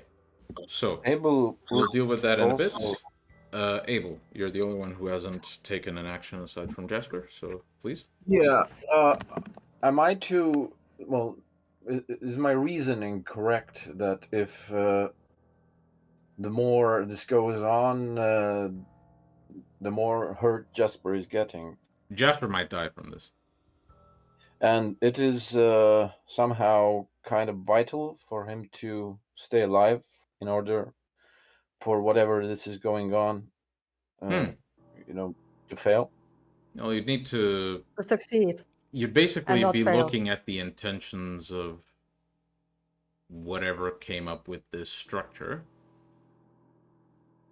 He doesn't look like he's supposed to be sacrificed, but I'll allow you to make wits awareness, like a wits awareness roll, to see if you spot something. Because you're not magically inclined, so this is going to be very, very difficult. But I do have some occult. Yeah, occult here wouldn't... Because occult is like what you know about the occult. Awareness is the ability to feel it. And you got one success, so it's enough. Basically, while Jasper is here, he's basically steering whatever's going on. There's something else here that no one else sees. Something that's essentially functioning like a battery. If that dies, it's bad news. Okay, so Jasper is expendable, or to my... Well, you got a 7, so no.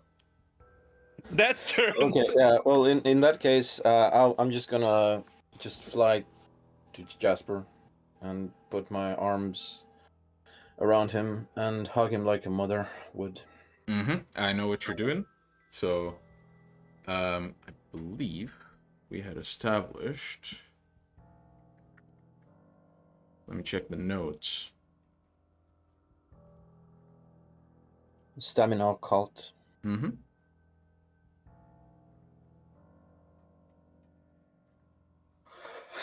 Oh, yeah. Where did I put that? Do you remember where I put the rules for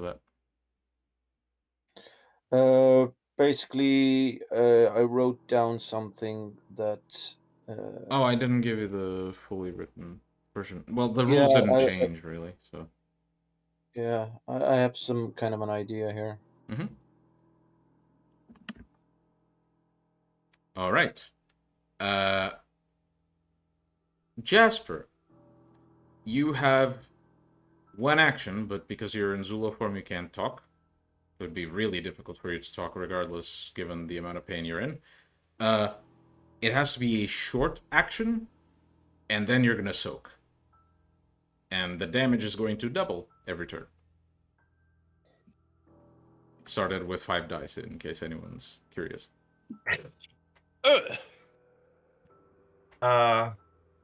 Because, well, I'm connected to something. Very closely connected to something. Could I project my voice to someone else that is also connected to that thing?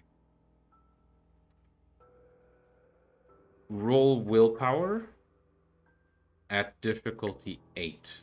Each success is a word you can say. Or at least project. Permanent willpower? Yes. Well, no, current, actually. Wouldn't make sense to always have you guys roll temporary. Or permanent. Oh! Hey! Look at that. So that's 1, 2, 3, 4, 5, 6. 6 words. Go on. Okay, let me think very clearly what I'm going to say right now. While you think, make a soak roll, please. By the way,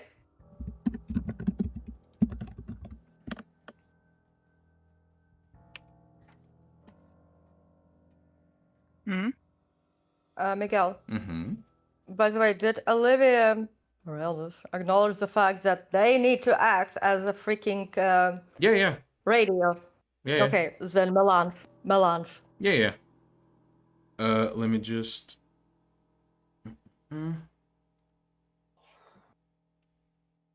That's 8 successes. You are One getting lucky very motherfucker. lucky. So that's. You got How many did you soak? 8 successes. God damn. Okay. So, for both Jasper and Abel, you take no damage. However, whatever is going on,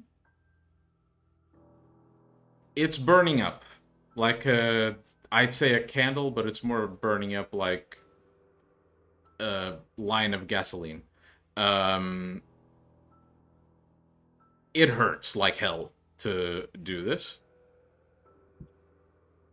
but you withstand. But it feels like it's gonna get much worse. Iris, as you sort of... I would like to say my 6 words. Okay, send me in PMs, and I will do Iris's vision now. So Iris, as you almost release control of your mind now, because this is more like you have to focus not to go into this state. You look at the structure, and as you let go, the entire thing, the closest resemblance you can make of this is a delete ray. Like a weapon that will delete something. You look to the structure. The altar looks like not a battery, but a casing where a battery fits in. I know this. Yeah, you look to the effigy, and as you do, a sound tickles your ears. You look to your hand, and you're not holding anything, but you feel like you're holding a Geiger counter, and it is going the fuck off. Like, severely. And as you look to Jasper, Jasper's hands, they're fused into the structure, but you see them more like they're steering this thing. Mm-hmm. But it's taking everything within Jasper to keep this thing under control. In fact, it's not just taking everything within Jasper to do this. The entire web connected to Jasper is strained. Okay, I think that potentially the reason maybe why it is straining, maybe, is there a more, how to say, a path that follows, like the natural threads of energy and fate, so to say,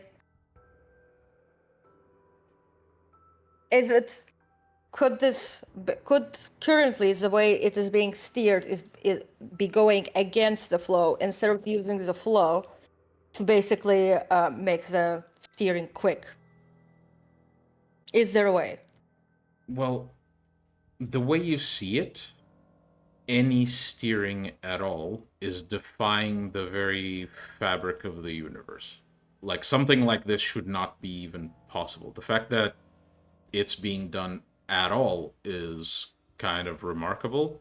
Never mind the fact that it's being, like...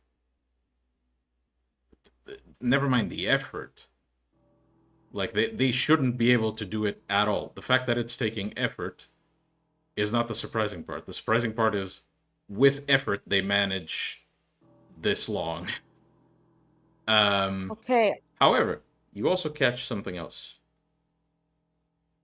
You notice that Jasper's looking paler and paler as time goes on. And you catch the scent.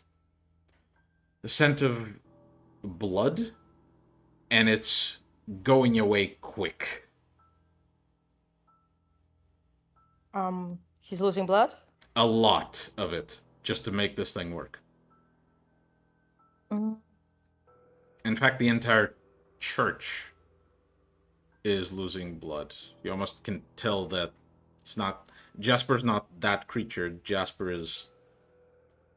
That creature. That creature.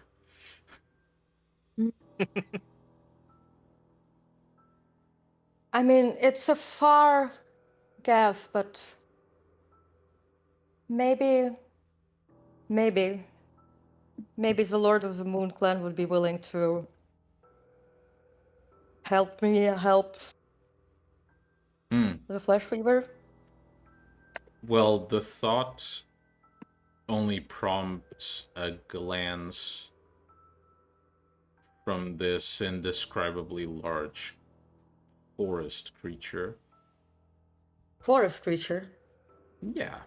It's amorphous but very connected to the forest. Oh. Then I know. Who to ask. Well, let me finish, because you might be getting your hopes up. The creature glances, looks at the situation, and the only sentence you can hear from it as it turns away and pays the situation no mind is, everything has to go away at some point. But I was talking about Malkav initially, not Telyavis. Okay, apologies. I'm sorry, I wasn't talking. Look, the Lord Yes, of the Moon Moon. Clan. The Lord of the Moon. Sorry. Clan. Hello. Sorry. Not the Lord of I the missed Forest. that part. I was focusing on other things that I have to run in the background, okay? Chill. I was talking about Malkav. Okay, so The boys. if you focus Because- at all on that, all you can see is sheer horror, and you hear shrieks echoing in your brain. Yeah. Malkav Well, is fucking terrified as much as you are. Well, mean, besides joining in on the effort, while Melange is active, right? And I don't know, like, relying on, like, my divination and, like, prophet skills, basically, to adjust the navigation, sort of like, like those things in a dune that calculate routes. And also, like, I mean, I have only for 30 blood points, but it's more than nothing. Actually, there is one thing. Since you're looking for a solution, you'll probably hear this. Or at least see it. So, you look around in sort of a panicked state, and you see something that you missed before. Something that formed just now. A new strand reached from the head of the monstrous creature, Jasper, straight into Cecil's or Olivia's forehead. And it begins to vibrate a few times, almost as if by instinct you reach out and grab it, and the vibrations shake your entire body, and you hear what's being said through that string. And you hear the words, very strained. It's very difficult to make out because it's mixed in with growls and shrieks of agony. You hear the words, protect church, feed me, stall time.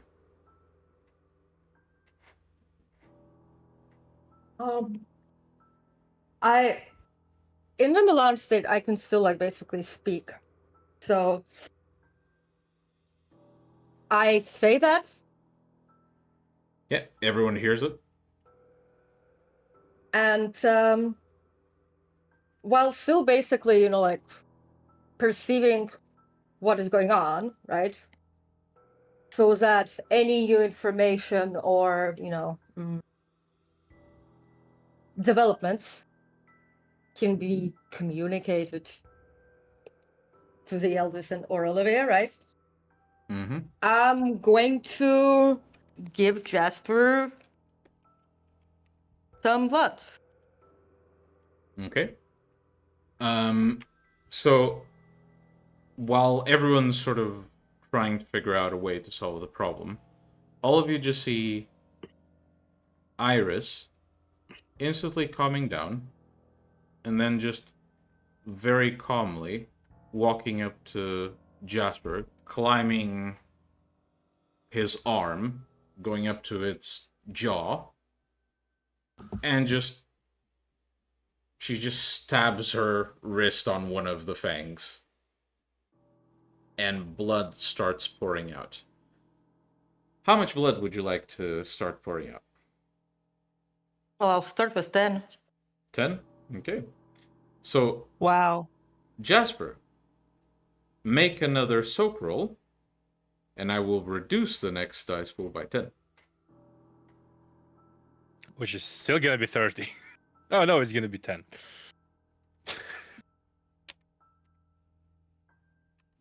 Bring people. A lot of people. Shush!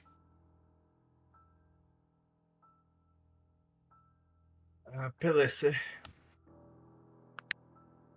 Oh, Okay. You What are happened? very What? lucky today, my man. Six So, successes. the quantity was 20, meaning the next damage pool is going to be 40 dice. So, good luck. So, Jasper, you feel this sheer fucking agony all over your body. And by its echo, Abel feels it too. You start hearing your bones almost cracking until you didn't even notice, Iris, but you just taste Vitae. I need you to roll self-control. Because you're He addicted, doesn't. my man. He doesn't have Oh, self-control. right. You have instinct. How much instinct do you have? Oh no. 2? That is like 4 too low. Okay. Iris. Before you looked at Jasper and you saw an ally. It was a monstrous creature, but nothing you'd consider ugly. As the creature slams its jaws around your wrist, locking it in place, the shape morphs into something fucking horrific. Can I use blood form to just Yeah. well, not even blood form, just like, I mean, you know, that instant shift to remove my hand? yeah, you can. It's the cost that I said, but yeah.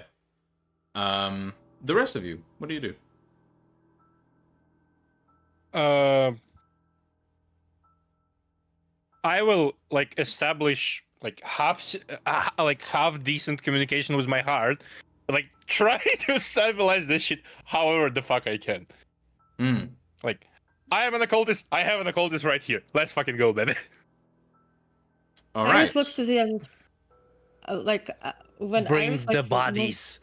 removes like, you know, like the hand. So it's can you stall time, Gabriel? Yes.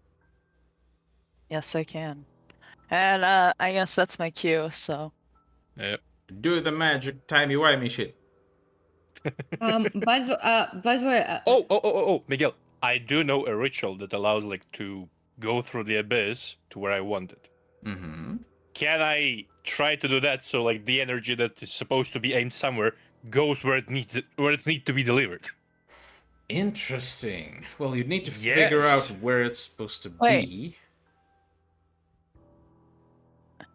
That's why I contacted La Sombra. So first things first, Gabriel, if I recall correctly, Temporis does not have something that slows No, it doesn't. time So I down think by default. But yeah. How many dots do you have in Temporis? 6. 6. Yes. Roll. What's the usual roll for Temporis powers?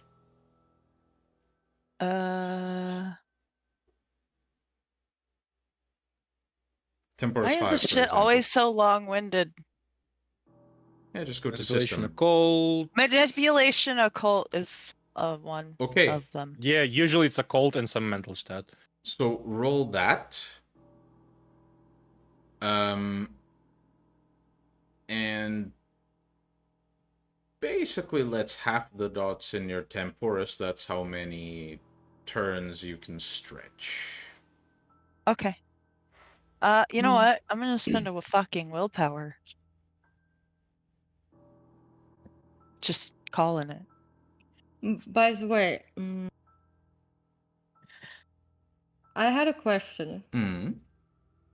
So you said that Jasper is merged with the ground, right? Jasper is not exactly merged with the ground. Jasper is the entire church right now. Yeah, okay. So like basically Jasper is currently physically connected, so can't really move from the place. Which means I can move behind him and essentially put his... He's like out of that, I believe. Put the blood, like, you know, like force my blood into him, avoid basically, you know, his mouth. You can do that. I mean, he'll be like frenzying desperately because he can't fucking get control of the situation. But that's something you can do, yeah. Especially because you. Wait, who the hell is steering right now? Who the hell is steering right now? Well, you just made him frenzy, so. Right, then. Well, hold on. Let's take action by action because you already took your action. Gabriel, you attempt to slow time, and you spent a willpower, correct? Yes. Okay. So all of you still feel this impending crescendo of something awful about to happen. And as it does, as it builds up, slows down a bit.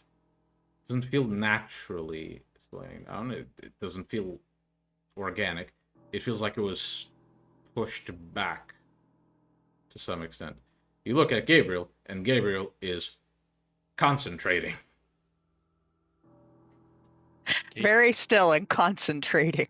Yeah. Abel, please get some bodies. Also, none, if I deduce the intention correctly, Gabriel, none of your To give allies everyone apart else from time. Jasper has been slowed. Yeah.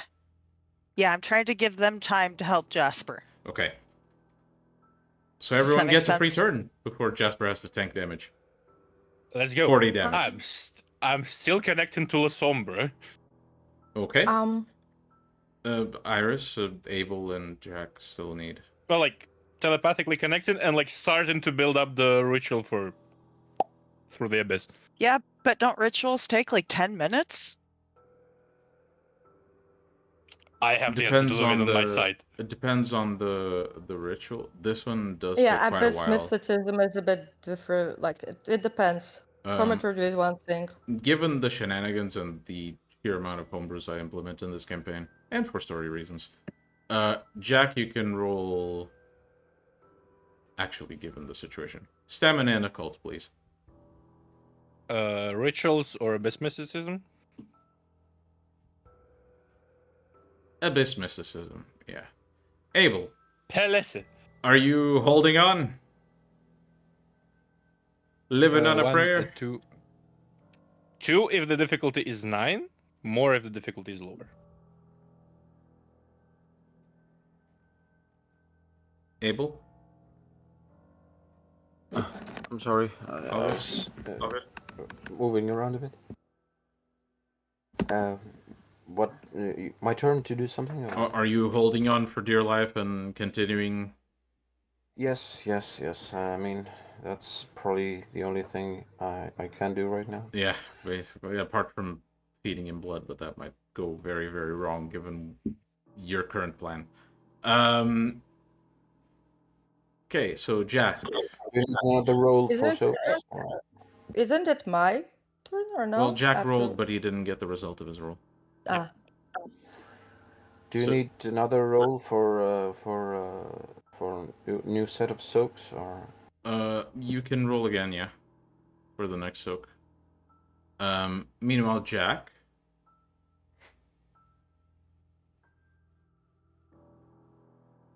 You sense that something, like you called upon something that you don't necessarily understand, but at the same time you're closer to it than you'd like. It pushes itself to a point where it's calming itself, almost gathering its thoughts. And you sense, it's not from you, but you sense almost as if you're in front of this person, and they make an expression that gives you the sense, oh, they realize something. And I'm going to PM you something. Yep. And I don't want you to say it out loud until the end. If you want to share it, you don't need to. In fact, I incentivize you not to until you feel it's appropriate. Yeah. I have a plan. Yes. So. You still get a free action for the soak, so it's. Yeah, I know. So here's the thing. Currently, I have basically put my vibrate into Jasper, right? Yes, Jasper is frenzying, and thus he's no longer steering. But I am essentially with Melange and Vicissitude, and given my recent investments of the Azako, I have a specific power that allows me to use vicissitude, animals, ghosts, blah, blah. Basically, the typical Zemita stuff, right? The good shit. Through someone who has been affected by my vicissitude or has my blood in them. Which, and both in this case. Yes. Yes, and essentially, So Jasper, and that allows me to basically take control of Jasper and essentially, like follow the instructions and direction. And hopefully the fact that I also have the petition on top of that is gonna grant another basically So just a but the clarification. system boost. Just a clarification to make sure, this has the effects you want it to have, or you expect it to have. That would give you physical control over Jasper. No. You're not going to control necessarily Jasper's mind. I don't need to because he I mean the beast is not control of whatever's going on right now, correct? I mean, it's his instincts, and he's currently hunger frenzying until his turn, where he can spend a willpower if he wants to suppress the He frenzy. can ride the frenzy. He can. He can try. Difficulty is fucking 6. So I mean, it will allow you physical control over Jasper, but his mind is his own. He'll basically be stuck in a brain while you pilot his body like a fucking puppet. And any soul-related stuff is iffy. No, that's not my question. My question is, would that allow me to basically, do the steering until he, Maybe. collects himself? Maybe. The problem here is that you don't know where to steer to. So Well, the eldest is a part of me. I'm sure. You have vicissitude. You're not of the clan. You're getting there in terms of that connection. Yeah, you're getting there. Yeah. But you're not on that there yet. level just. I mean, you can make yourself be there now, but because you're not as directly connected, I have something in mind. If you'd like to risk it, something's gonna happen. What are the other options? Eldest Cecil Jasper dying, the world exploding, etc., etc. I never said the world was gonna Risk it explode. for the biscuit.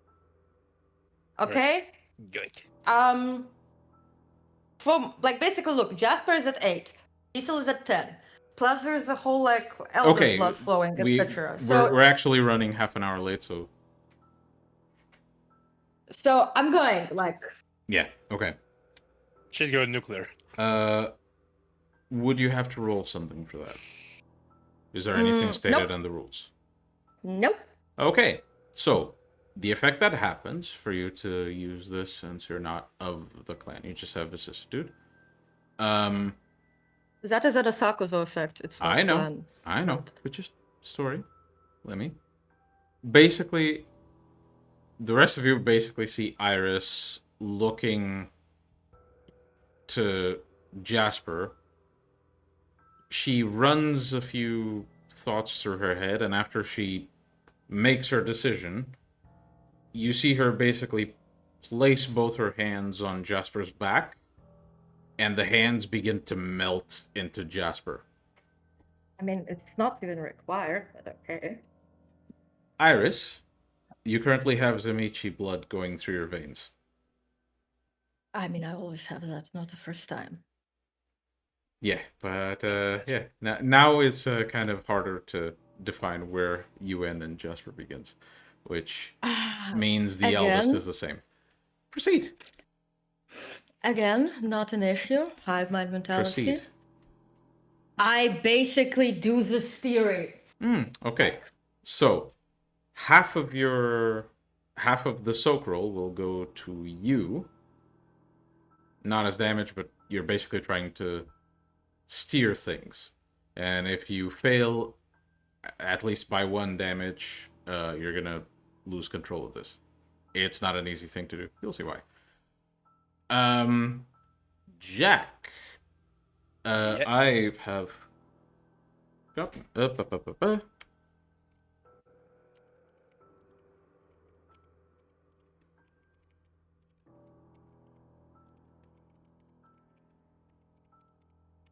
That should give you enough information. Okay. I'ma do clairvoyance to figure out where to aim it. Let's say you know instinctively. Then let's fucking do it, baby. Okay. So Jack basically climbs the altar, looks to the effigy, takes a deep breath, and grabs onto it. And immediately the entire cathedral begins to darken slowly. Gabriel, are you continuing to try and slow time to give the others... Yes, I am. Okay, so make the same roll again. Remove 1 dice from the die pool. Okay, As- I'm still gonna use willpower. Mm-hmm. And as you attempt to use this power, you almost hear this thought in the back of your mind, in a voice you hoped you had forgotten, but it's still there, and it's never leaving again. It's the voice of your sire, and the thought Son just of a says, bitch. the thought just says, they deserve this.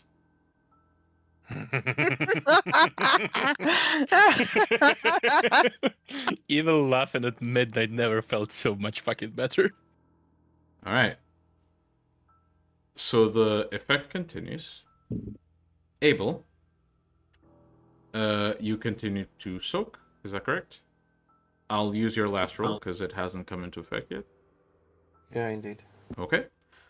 Jasper, you gonna soak 20, and Lele, you're gonna soak 20. My God. It's been a pleasure knowing you. So first for Jasper. Let's see. 1, 2, 3, 4, 5, 6, 7, 8, 9. 9 successes. Oh my god. You lucky motherfucker. God damn. You're This- lucky this- motherfucker. If the dice pool wasn't halved, He'd be oofed. He'd be fucking oofed. soak Iris, please. Please. Mm-hmm. Yeah. Okay, I will give the option, if you guys want, to switch your rolls, but I'm not going to tell you what the results were. I've seen the results. I'm not gonna tell you either. Shut up. I'm not telling shit. You're a cunt And both of you I have for to not agree. telling. I am. Jasper and Iris, do you swap rolls or not? Do you want to swap Iris? What is this delta? Well, let's just say, are you comfortable soaking all the damage? No. Jasper, would you like to swap? And Iris, if you're not confident, you can swap with Jasper's roll. I'm free to swap if she wants to. It's up to her. I'm giving her the choice, the final choice. The fucking splitter still energy. 5, 4, Um. 3, Wait. No. You know why? 2. You know why? I got 9 lives. Oh, so no. Got it. Okay, so Jasper, you feel some of your bones cracking, and you feel a splinter rushing up your arm. You take 1 ag, but you're still okay.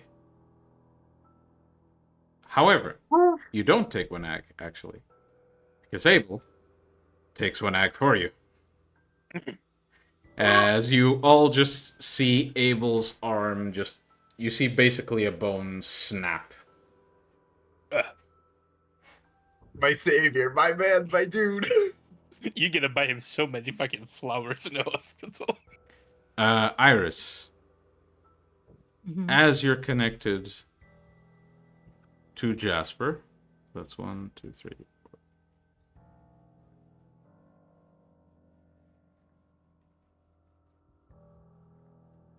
Yeah, you lose one of your 9 lives. I'll just say that. Basically, you just feel this pulse that goes through Jasper. He's in Zulu form. He has, like, to some extent, prepared because he knew what was coming. You tried to connect to help him, and you just feel this rush, but you grip on tight. Even though you feel your hands as they're merged to Jasper's flesh, you feel your hands shattering. But you grip on tight. I turn them into blood. It's easier. Yeah, No bones that's to fine. break. I mean, It doesn't register right now. I'm counting it as one of your 9 lives, so you can strike that. I registered it already. Okay. And as this happens, with all of your efforts combined, Jack, you blink, your eyes gloss over with this shadow. They turn pitch black, like holes on your head. And you see the target.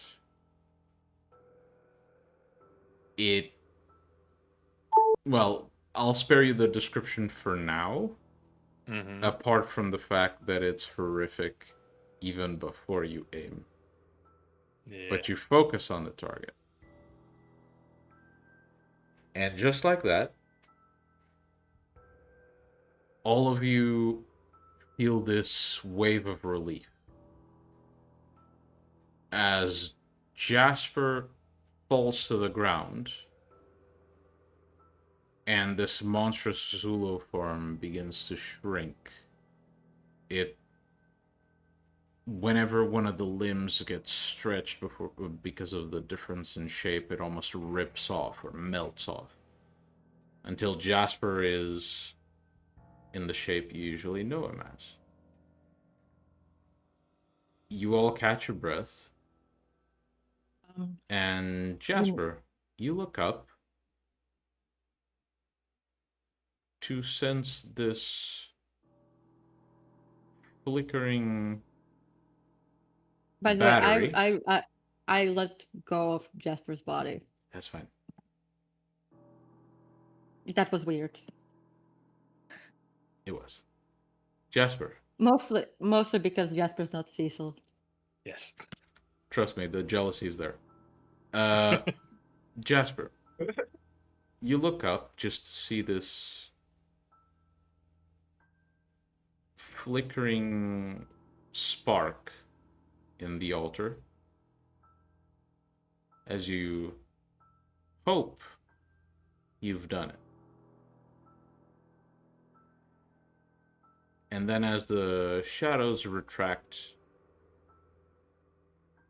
to Jack, the spark gets essentially eaten by his heart. Jasper, please lose your way of radiation as your spirit has been eliminated from existence. Jack, please add 5 grams of enriched uranium to your heart. Jack has gotten a protein injection. Hey! Alright. So Jasper, you see this. Never mind. Jasper, you see this as you sense the world around you beginning to fade. What do you say before the lights go out?